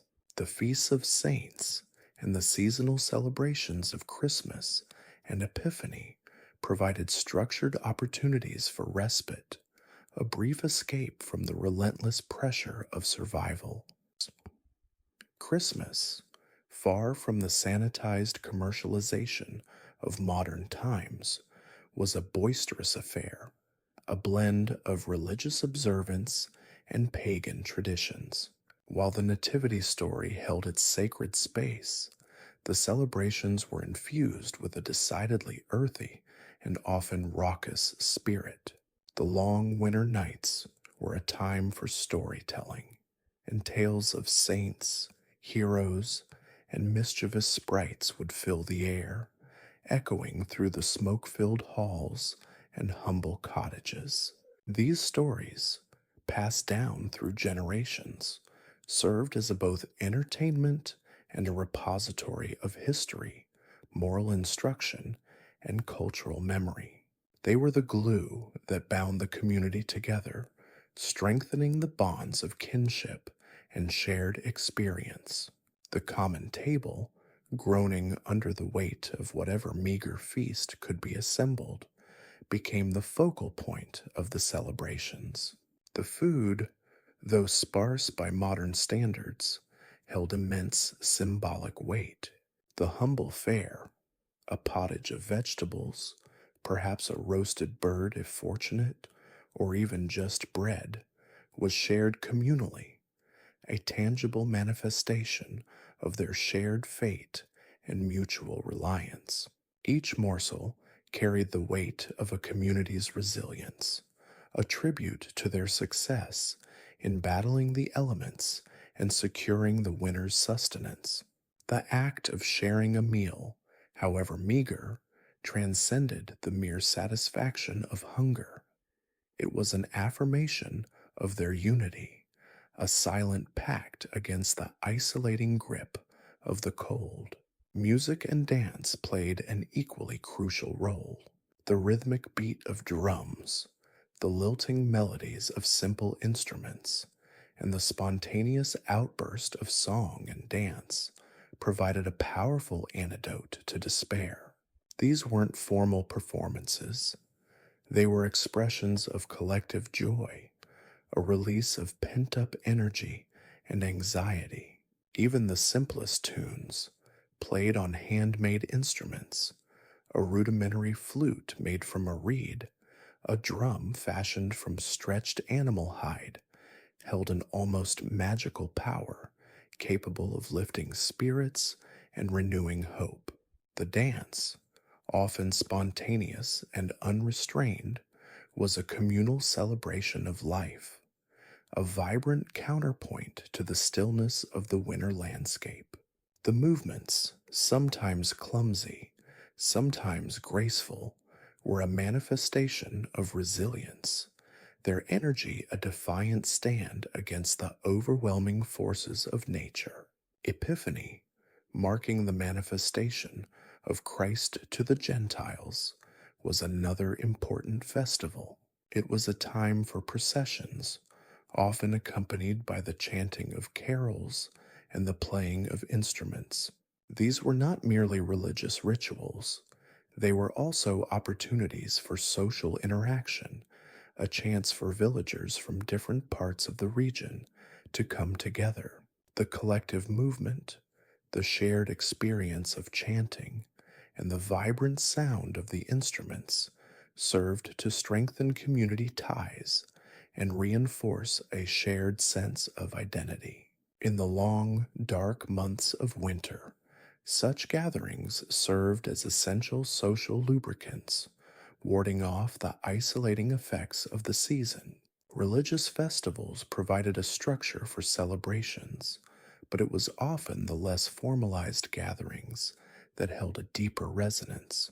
The long winter evenings, stretched beyond the limited light provided by candles and fires, were often spent in the companionship of others. Neighbors would gather, sharing stories, exchanging news, and offering each other support. These intimate gatherings, often held in the warmth of a shared hearth, served as a bulwark against the isolating effect of the cold and the dark. Such gatherings were not merely for entertainment, they provided crucial emotional and psychological support, helping individuals to cope with the harsh realities of their lives. The scarcity of resources and the ever present threats of disease meant that winter celebrations often had a certain edge, a stark contrast between the joy of the moment and the underlying awareness of the fragility of life. Yet this precariousness, paradoxically, served to heighten the intensity of the celebrations. Each moment of laughter, each shared meal, each song sung, held a heightened significance, a recognition of the preciousness of life in the face of hardship. The laughter was often boisterous, sometimes raw, but it was always genuine, a reflection of their resilience and their refusal to succumb to despair. Winter festivities, therefore, weren't mere diversions. They were ingenious adaptations, essential mechanisms for coping with the psychological and social challenges of a harsh climate and meager resources. They were acts of quiet rebellion against the cold, dark grip of winter, a celebration of the enduring human spirit in the face of adversity, a testament to the remarkable capacity for hope and community in the most difficult of circumstances. The festive gatherings were not just a means of survival, but a way to cultivate the very essence of human connection and shared identity in the face of bleak and often perilous realities. In these gatherings, They found not only warmth and sustenance, but also a deeper sense of belonging, a crucial element in their endurance of the long, dark winter months. The shared experience, the collective laughter, and the vibrant expressions of their culture were the ultimate bulwarks against despair, a tangible reminder that even in the face of the most unforgiving winter, the human spirit could and would endure. The stories, the music, the dances, all were woven together to form a tapestry of resilience, a vibrant testament to the enduring power of hope and community. Chapter 3: Resilience and Legacy. The festive spirit, however potent, couldn't entirely mask the brutal reality of a medieval winter. Beneath the surface of boisterous celebrations lurked a chilling truth. Winter was a relentless reaper, its icy scythe mowing down the vulnerable with chilling efficiency. While the stories and songs celebrated resilience, the historical records whisper a different, more somber narrative, a statistical testament to the human cost of the season. Unfortunately, precise figures regarding winter mortality are elusive. Medieval record keeping, even for relatively well documented areas, was sporadic and often lacked the detail necessary for accurate analysis. Parish registers, the primary source for demographic information, frequently suffered from incomplete entries, inconsistencies in recording practices, and the inherent challenges of accurately documenting deaths in scattered rural communities. Many deaths, particularly those occurring in remote areas or among the poorest segments of the population, likely went unrecorded altogether, leaving vast gaps in our understanding. Yet, even the incomplete data paints a stark picture. Analysis of surviving parish records from various regions reveals a consistent pattern, a noticeable spike in mortality rates during the winter months. While precise percentages vary depending on location, time period, and prevailing conditions, a significant increase in deaths during the colder months is undeniable. This wasn't simply a matter of a few extra fatalities. We're talking about a measurable surge in death rates, often exceeding those of other seasons by a substantial margin. Several factors contributed to this grim statistic. Firstly, the availability of food was severely constrained.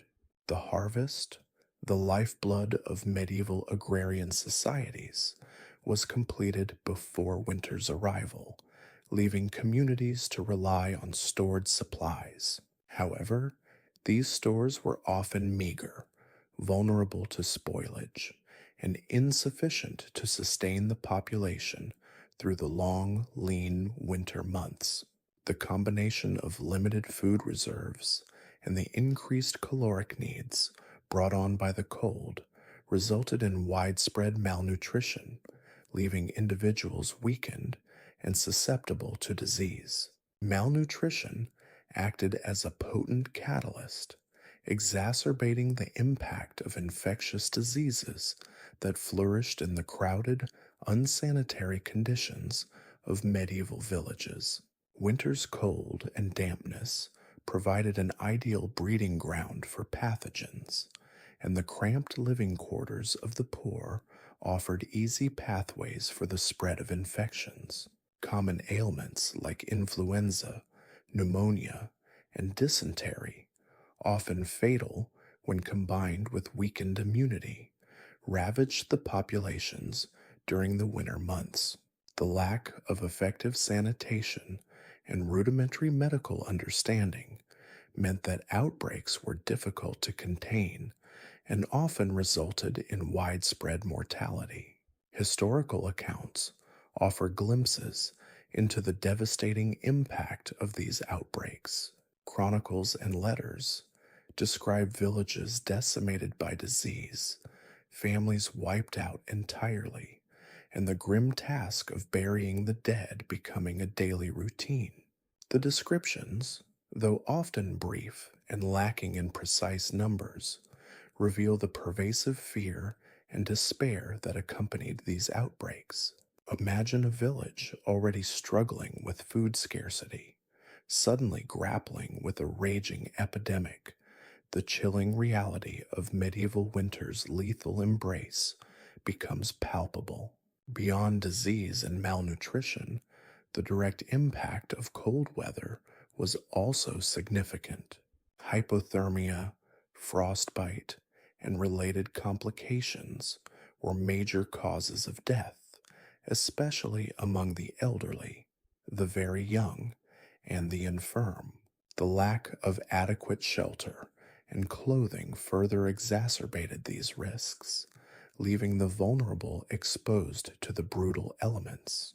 Records indicate a disproportionate number of deaths among these groups during winter, highlighting the social inequalities that amplified the season's lethality. The impact of winter extended beyond mere mortality rates. The hardships of the season also had profound social and economic consequences. The increased demand for resources during winter, coupled with the challenges of transportation and trade, led to fluctuating prices, exacerbating the struggles of the already impoverished. The prolonged period of inactivity and reduced agricultural production put a strain on the community's ability to replenish its resources, creating a vicious cycle of hardship that carried over into the following spring. Interpreting these historical records requires careful consideration of their limitations. The sparsity of data, the inconsistent recording practices, and the inherent biases present in medieval sources all pose challenges to our understanding.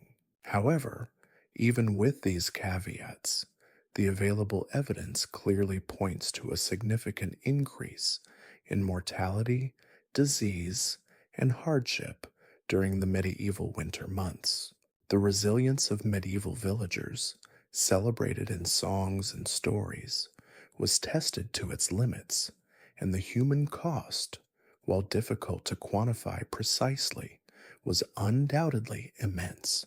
The statistical evidence, incomplete as it may be, offers a stark counterpoint to the romanticized image of medieval winters. It reminds us that the festive gatherings, however joyful, were set against a backdrop of pervasive suffering and loss. The songs and stories of resilience were not mere folklore. They were vital expressions of survival in the face of a relentless and unforgiving season. The human cost of winter, reflected in the incomplete but sobering data, serves as a powerful reminder of the harsh realities of life in the pre-industrial world. It underlines the remarkable endurance and adaptability of medieval people, their struggle against immense odds, and the silent tribute they paid to the cold grip of winter. Their story isn't one simply of survival. It's a testament to the enduring human spirit's ability to endure, adapt, and even find joy amidst the face of hardship and loss. The laughter, the songs, the resilience, all against the backdrop of stark statistics. That's the true narrative of a medieval winter. The surviving records, fragmented and incomplete as they are, offer us a glimpse into a world where the line between celebration and survival was often blurred. The boisterous festivities weren't simply a response to the darkness and cold. They were a necessary act of defiance, a way to bolster morale in the face of staggering loss. Each song, each dance, each shared meal was a testament to their communal strength, a defiant refusal to succumb to despair. The winner's toll, as reflected in the stark data, doesn't diminish their achievements. Instead, it highlights the extraordinary human cost of their survival, a silent testament to their courage in the face of adversity. It is a story of resilience, forged in the crucible of hardship, a narrative that resonates far beyond the medieval period, reminding us of the enduring human capacity for both joy and suffering, for celebration and mourning in the face of life's inevitable challenges. Their legacy is not just in their ability to survive, but in the unwavering spirit that saw them through the darkest of winters. The statistical truth, though chilling, only serves to amplify their remarkable story. The numbers paint a picture of mortality, but the stories whisper of resilience, a resilient spirit forged in the fires of adversity and sustained by the warmth of community. This is the enduring legacy of the medieval winter. The grim statistics of winter mortality, however, tell only half the story. While the cold and disease claimed many lives, the medieval villager was far from a passive victim. Their survival depended on a complex interplay of adaptation, ingenuity, and community resilience, a constant negotiation with the capricious forces of nature. The medieval world, far from being static, was a dynamic environment punctuated by unpredictable shifts in weather patterns that demanded flexibility and innovation from its inhabitants. One of the most significant environmental challenges faced by medieval villagers was the unpredictable nature of the weather. While seasonal variations were expected, the intensity and frequency of extreme events, harsh winters, prolonged droughts, or sudden floods, could wreak havoc on agricultural cycles and resource availability. A single bad harvest could mean the difference between survival and starvation, pushing communities to the brink of collapse. The impact of these climatic fluctuations cascaded through the social fabric. A poor harvest didn't just mean less food, it meant increased competition for dwindling resources, social unrest, and potentially even armed conflict between villages vying for scarce supplies. The records show evidence of widespread food shortages, heightened tensions between different social classes, and even occasional famines that ravaged entire regions. The constant threat of environmental instability was a defining feature of medieval life, a factor that shaped social structures, economic systems, and even religious beliefs. Medieval agricultural practices, though lacking the technology of later eras, were remarkably adaptable. Villagers developed sophisticated techniques for managing their land and crops, employing strategies that maximized yield and minimized the risk of crop failure. Crop rotation, though not fully understood in the way we understand it today, was commonly practiced, helping to maintain soil fertility and prevent depletion. Farmers were astute observers of the land, learning to recognize the subtle signs of changing weather patterns and adapting their planting schedules accordingly. They developed diverse planting strategies, growing a variety of crops to minimize the risk of total harvest failure. If one crop failed, others might still thrive, ensuring some level of food security. The resourcefulness of medieval people extended beyond agriculture. Their ability to utilize even the most meager resources is astounding. Animal husbandry played a vital role in winter survival. Livestock provided not only meat and milk, but also essential warmth, their bodies providing a source of heat in cramped, poorly insulated dwellings. The close proximity between humans and animals, while unsanitary by modern standards, was a pragmatic strategy for survival in the harsh winter conditions. Waste products from animals were also carefully utilized. Manure provided fertilizer, while hides were used for clothing and shelter. The forests surrounding medieval villages provided another crucial source of resources. Wood was essential for fuel, construction, and a variety of tools. Villagers developed intricate systems for managing forest resources, carefully harvesting timber to ensure sustainability. They also developed a deep understanding of the plants and herbs found in the forest, using them for medicinal purposes and as supplementary food sources. The collection and preservation of wild plants provided a vital buffer against food shortages. However, reliance on the forest also presented challenges. Deforestation could lead to soil erosion and loss of biodiversity, impacting long term agricultural productivity.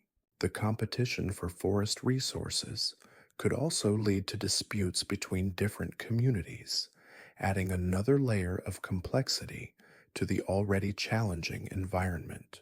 The balance between resource utilization and environmental sustainability was a constant negotiation, requiring careful management and community cooperation.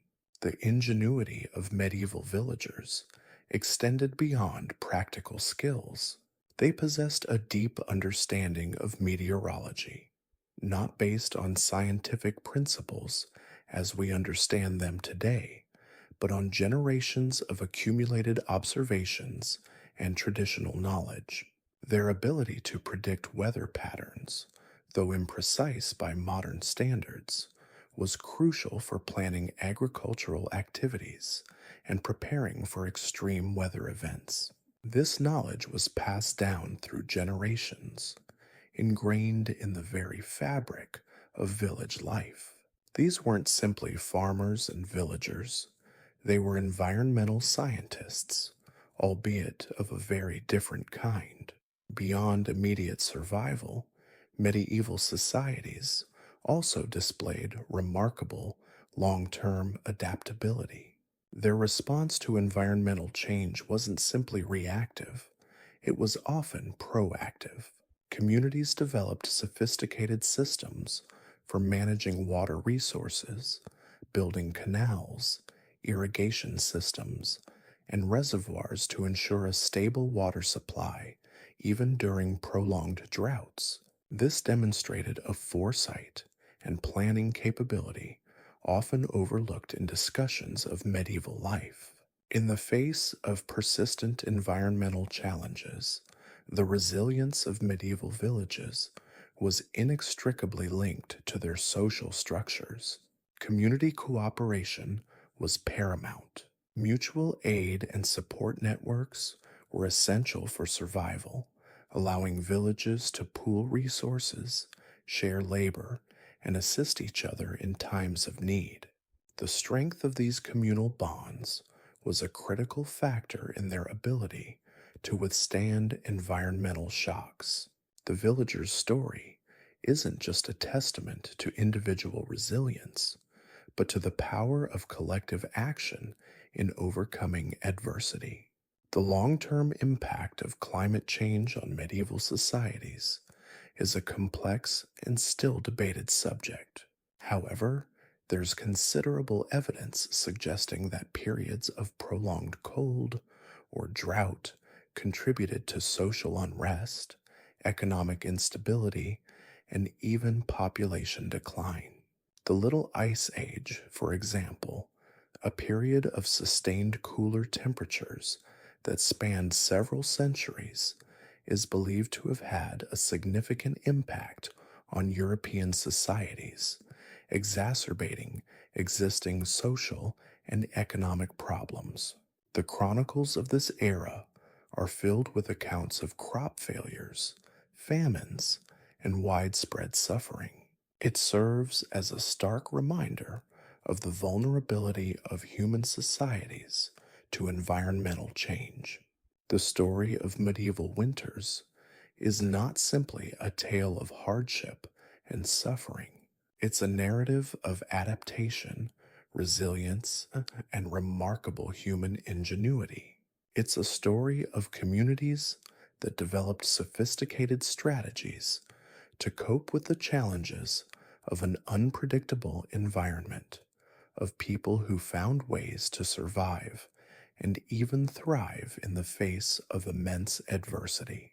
Their story, etched in the incomplete records and whispered in the songs of resilience, continues to resonate today, reminding us of the vital importance of environmental stewardship, community cooperation, and the enduring power of the human spirit.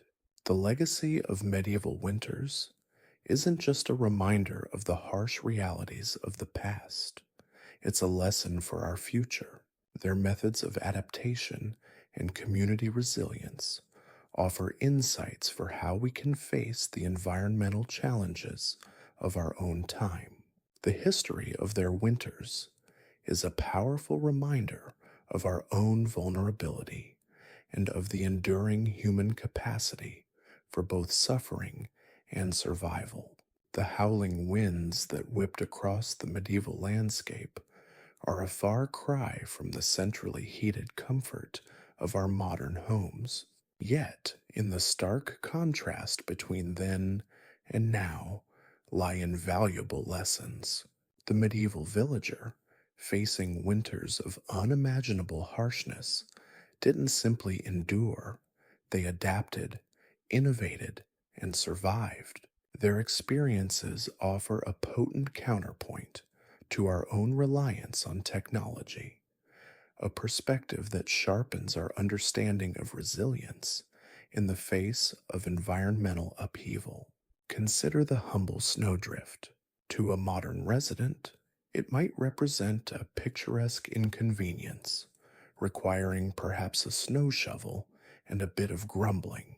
For the medieval villager, a substantial snowdrift was a potential death sentence. It could block access to vital resources, isolate communities, and threaten the very survival of livestock. Their response wasn't to call a snow removal service. It was a coordinated community effort, often involving the entire village. Men and women, young and old, would work together, clearing pathways, ensuring access to water and firewood, and supporting those most vulnerable to the elements. This collective action, a testament to social cohesion and mutual aid, is a stark contrast to the often individualistic responses to modern weather emergencies. While we have sophisticated warning systems and emergency services, the bedrock of community support, so crucial in medieval times, sometimes feels sadly lacking in our technologically advanced world. The stark difference in technology is perhaps the most striking contrast. We have weather satellites, sophisticated forecasting models, and advanced building techniques.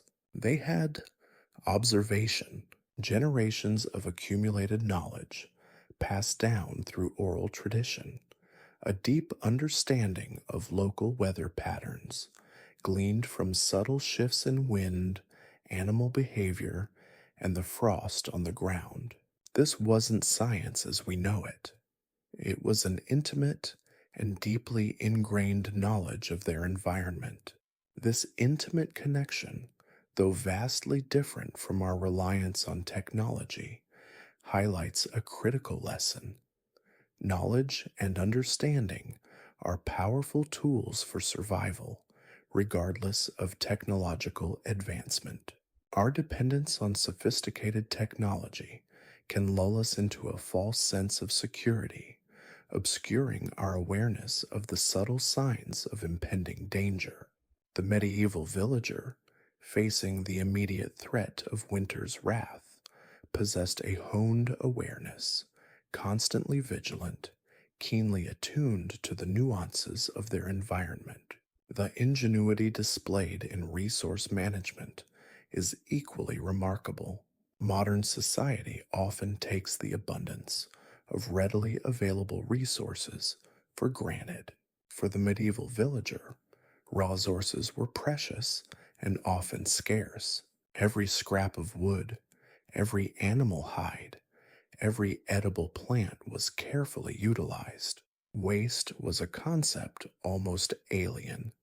Everything had a purpose. Animal dung, far from being a nuisance, was a crucial fertilizer, enriching the soil for the next planting season. Bones were used for tools, hides for clothing and shelter. This level of resourcefulness, driven by necessity, represents a stark challenge to our modern throwaway culture. Our wasteful habits, fueled by readily available resources and a culture of disposability, represent us a stark contrast to the medieval approach to sustainability, a contrast that demands careful reflection in the age of climate change. The diversity of crops grown by medieval farmers stands as a testament to their understanding of risk mitigation. They didn't rely on a single crop, vulnerable to a single failing season. They cultivated a variety of plants, ensuring some level of food security, even in the face of crop failures. This diversification, a fundamental principle of modern agriculture, was born out of necessity, a lesson learned through centuries of grappling with the harsh realities of unpredictable weather. Modern agricultural practices, while technologically advanced, have sometimes prioritized yield over resilience, leading to monocultures that are vulnerable to pests, diseases, and climate change. The medieval example offers a sobering reminder of the importance of biodiversity, not just for environmental sustainability, but for food security as well. The concept of community, integral to medieval survival, offers another invaluable lesson. Modern societies often function with a greater degree of individual autonomy, but the medieval village operated as a tightly knit unit where mutual support and cooperation were not just desirable, but essential for survival. Shared labor, pooled resources, and collective responsibility formed the bedrock of their existence. In times of crisis, this collective action was paramount, enabling them to overcome challenges that would have overwhelmed any individual. This contrasts sharply with the sometimes fragmented and isolated nature of modern communities, a vulnerability that becomes apparent during natural disasters. The rebuilding efforts following hurricanes, earthquakes, or floods often highlight the importance of community spirit and organized mutual aid, echoing the vital role that communal cooperation played in medieval winter survival. However, the romanticized notion of a perfectly harmonious medieval village ignores the harsh realities of social stratification and inequality. While communities often cooperated, hierarchies existed, and the burden of survival often fell disproportionately on the poor and vulnerable. This highlights a critical nuance to the lesson of resilience. While community cooperation was crucial, its effectiveness was, and still is, significantly hampered by social and economic inequalities. Modern disaster responses, while striving for equity, often expose similar vulnerabilities, leaving the most marginalized and vulnerable disproportionately affected. Therefore, the lesson isn't just about the power of community, but also about the necessity of addressing social inequalities that can weaken a community's capacity to withstand adversity. The long shadow of the Little Ice Age, a period of sustained cooler temperatures, serves as a potent reminder of climate change's impact. The medieval chronicles recount widespread suffering, crop failures, and social unrest, mirroring the potential consequences of our current climate crisis. The parallels are striking: declining harvests, resource scarcity, mass migrations, and heightened social tensions.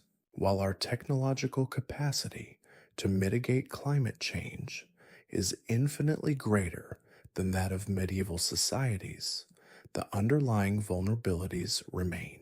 The medieval experience underscores the importance of proactive environmental stewardship and global cooperation, a lesson sadly learned only through centuries of hardship and suffering.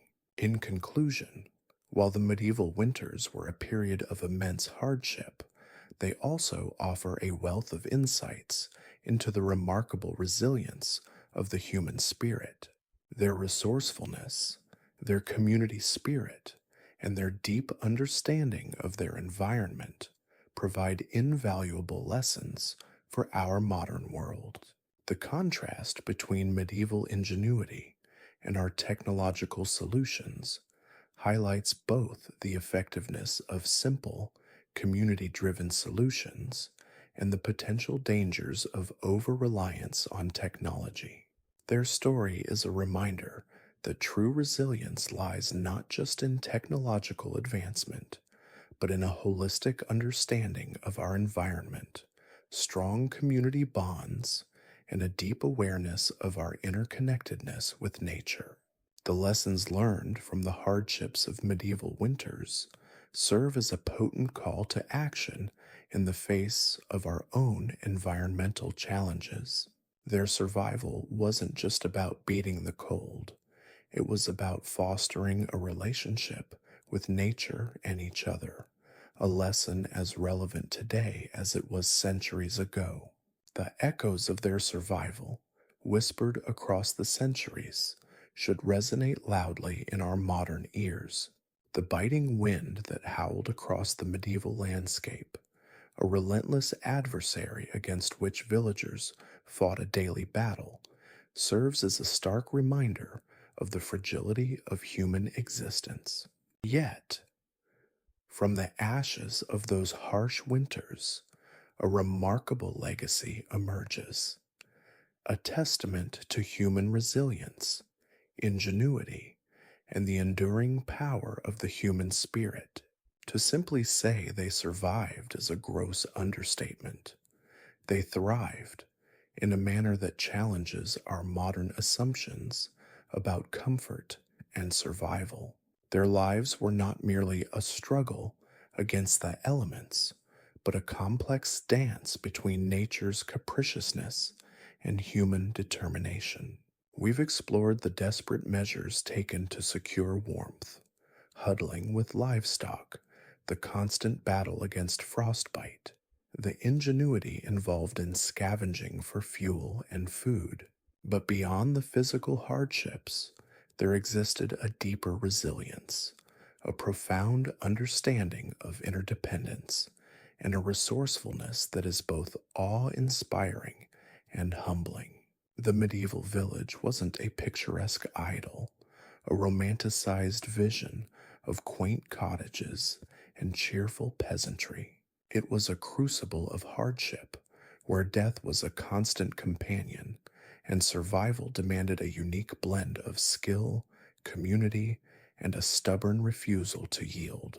Disease stalked the cramped dwellings, famine lurked at the edge of every harvest, and the simplest tasks demanded Herculean efforts. Yet, amidst this relentless struggle, a vibrant culture flourished, one born not of leisure, but of necessity. The ingenuity displayed in their daily lives was often breathtaking. Consider the construction of their homes, rudimentary perhaps by modern standards, yet meticulously crafted from available materials. The selection of building materials, the positioning of the dwelling to maximize sunlight and minimize wind exposure, these were not random choices, but decisions informed by generations of practical experience and keen observation. The seemingly simple act of building a fire, for instance, was a complex process demanding knowledge of different fuel types, fire building techniques, and the careful management of precious resources. Their relationship with the land was not simply one of exploitation, but of profound understanding and respect. Every seed sown, every animal tended, every harvest gathered was an act of profound engagement with the natural world.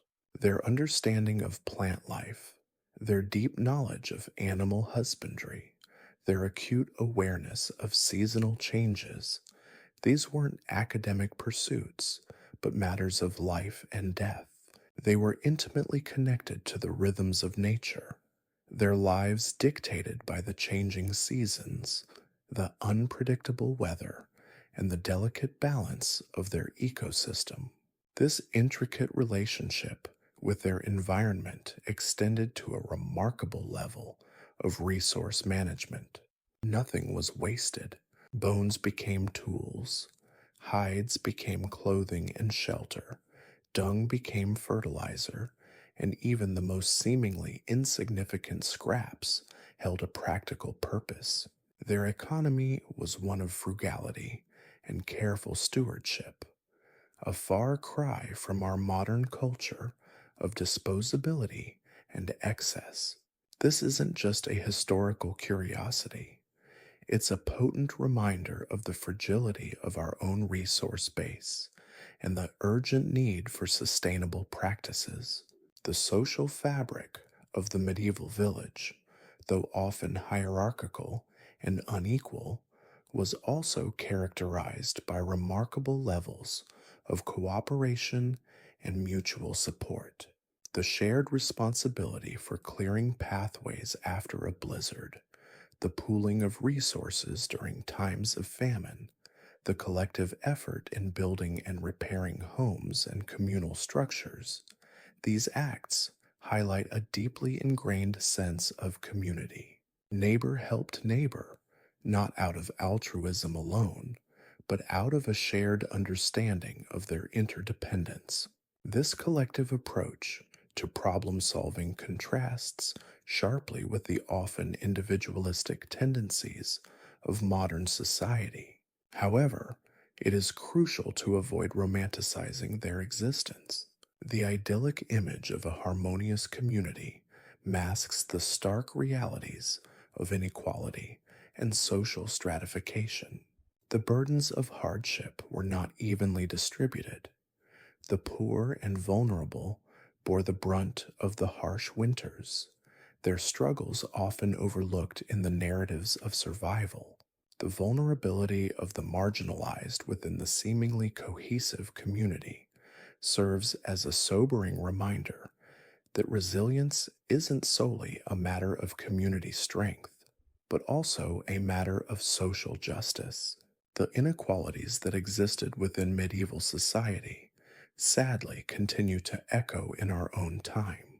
Disaster relief efforts, for example, often reveal that the most vulnerable members of society are the last to receive aid. The medieval villagers' deep understanding of their environment, their resourcefulness, and their communal spirit, though born out of necessity, offer invaluable lessons for our own time. The stark contrast between their ingenuity and our technologically advanced solutions highlight both the strength of simple, community-driven strategies and the potential pitfalls of over-reliance on technology. Their ability to survive amidst such harsh conditions should inspire both humility and a critical reevaluation of our own relationship with nature and each other. Their resilience was not simply a matter of enduring hardship, but of actively shaping their environment and building a culture of cooperation and mutual support. Their story isn't just a historical account, it is a powerful metaphor for the human capacity to adapt, to innovate, and to survive even the most challenging circumstances. It underscores the importance of community, the value of resourcefulness, and the necessity of respecting the delicate balance of our ecosystem.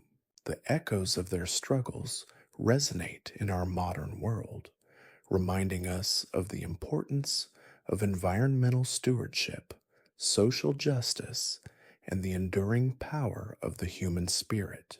The harsh realities of medieval winters, while deeply challenging, offer a profound and enduring lesson in resilience, reminding us that the human spirit, when pushed to its limits, can reveal unexpected strengths and remarkable capabilities. Their legacy is not just a historical record, but a testament to the enduring spirit of humanity, a spirit capable of flourishing even in the face of the most formidable adversity. The medieval villager, facing the relentless assault of winter, didn't merely survive, they lived, they built, they thrived, leaving behind a legacy that continues to inspire and challenge us even today. The cold, harsh winds of the past carry as message for the future, a message of resilience, community, and the essential bond between humanity and the natural world. A bond that, if broken, leaves us vulnerable to the elements, both literal and metaphorical. The howling winds of medieval winters, though centuries past, whisper a chillingly relevant message to our modern ears.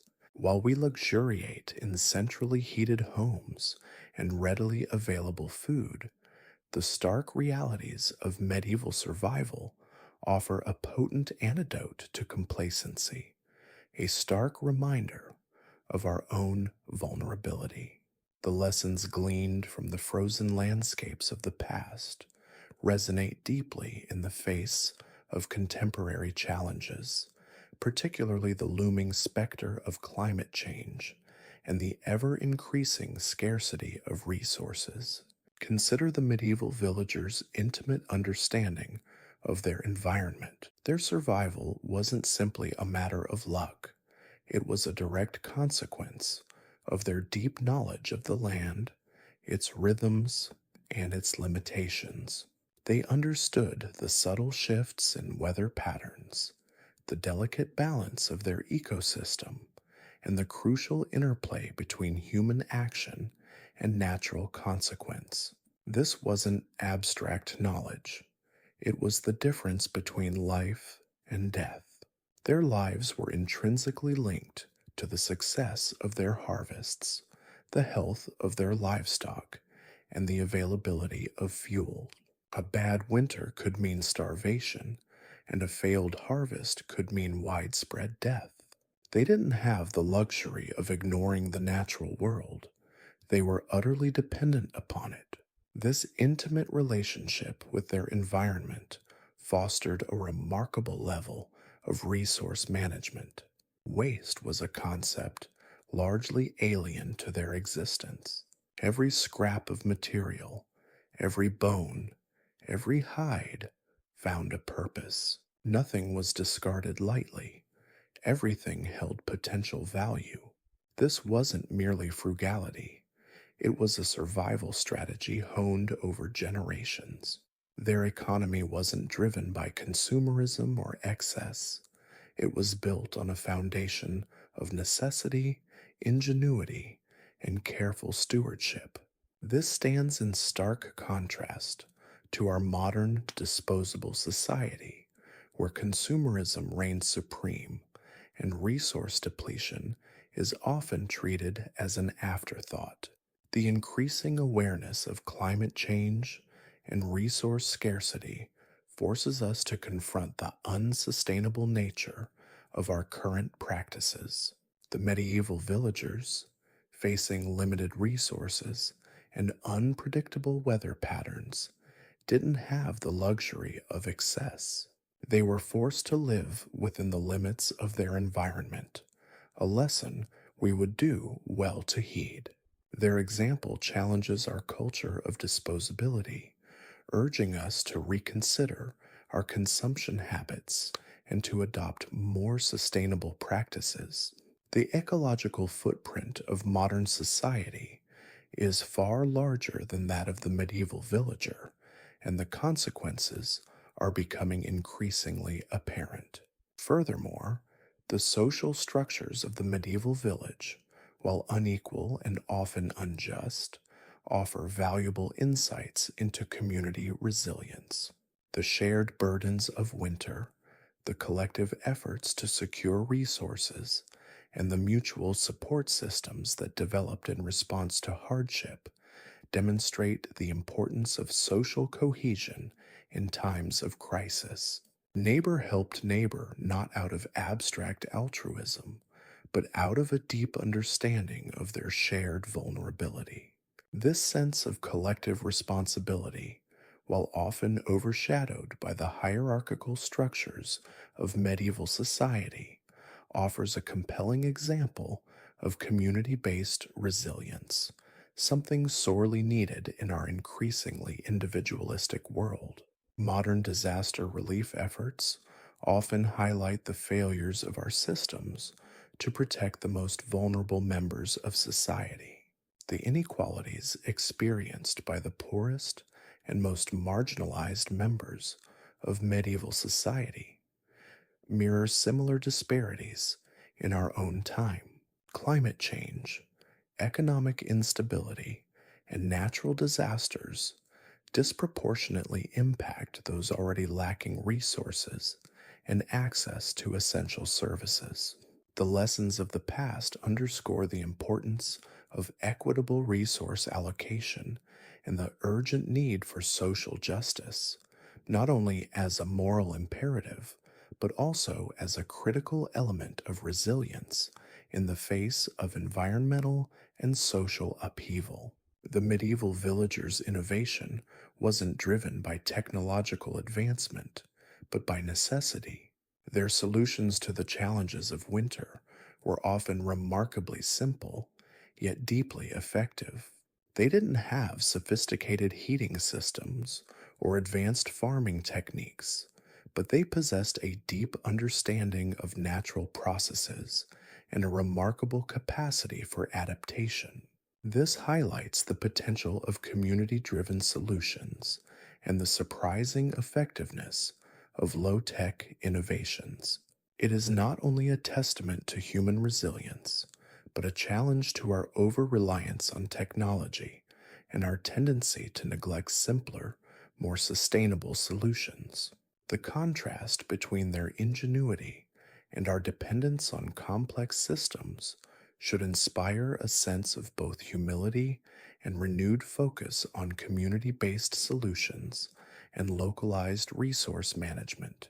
The harsh realities of medieval winters serve as a powerful metaphor for the challenges we face today. Climate change, resource scarcity, and social inequality are not abstract concepts. They are forces that shape our lives and threaten our future. The lessons learned from the resilience and ingenuity of medieval villagers are not merely historical curiosities. They offer a potent reminder of our own vulnerability and the crucial importance of environmental stewardship, community building, and social justice. Their legacy is not just a testament to the human capacity for survival, but a blueprint for resilience in the face of unprecedented challenges. The story of medieval winters is not simply a tale of hardship and survival. It is a vital lesson for our time, a call to action that echoes across the centuries. The ingenuity of the medieval villagers extends beyond their direct survival strategies. Their architecture, for example, while seemingly rudimentary by our standards, represented a remarkable understanding of passive solar heating and wind protection. The orientation of houses, the choice of materials, and the careful design of living spaces all reflected generations of accumulated knowledge. Similarly, their farming techniques, though lacking modern machinery, demonstrated a profound awareness of soil conditions, crop rotation, and the seasonal cycles of nature. These practices, though seemingly simple, were remarkably effective in maximizing yields and ensuring food security. These lessons aren't solely historical. They can inform contemporary sustainable building practices and eco friendly agricultural techniques. Indeed, modern permaculture movements draw heavily from traditional farming methods, recognizing the wisdom embedded in centuries of experience. Moreover, the social cohesion of the medieval village, built upon necessity, presents a stark contrast to the often fragmented and individualistic nature of modern society. While hierarchical structures certainly existed and inequalities were prevalent, the shared experience of hardship fostered a sense of mutual reliance and cooperation that is often missing in our increasingly urbanized world. This underscores the importance of fostering strong community bonds and promoting collective action in the face of shared challenges. The strength found in collective action in the medieval world serves as a powerful example for our era where climate change, for instance, demands global collaboration. The challenges are different, the technology vastly improved, yet the underlying principles of cooperation and resourcefulness remain remarkably relevant. The resilience of the medieval people wasn't passive, it was active. They weren't merely enduring hardship, they were shaping their environment and their communities to better withstand it. Their adaptive strategies, from improved building techniques to advanced methods of food preservation and storage, speak to a remarkable capacity for innovation and problem solving. This active engagement with their environment and their challenges offers a crucial lesson for our modern efforts to adapt to climate change and address issues of sustainability. Passive acceptance of the challenges before us is inadequate. We must actively shape our future. In conclusion, the echoes of medieval winters resonate powerfully in the 21st century. The resourcefulness, ingenuity, and community spirit that allowed medieval villagers to survive harsh conditions offer invaluable lessons for our own era. The challenges may have changed, but the fundamental principles of resilience, adaptation, and community cooperation remain as vital today as they were centuries ago. The stark realities of the past serve as a potent reminder of our shared vulnerability and the urgent need to embrace sustainable practices, foster strong communities, and strive for a more just and equitable future. The cold winds of the past whisper a warning and a challenge, urging us to learn from the past to better face the future. The legacy of those medieval winters is not merely a historical footnote, it is a roadmap for survival,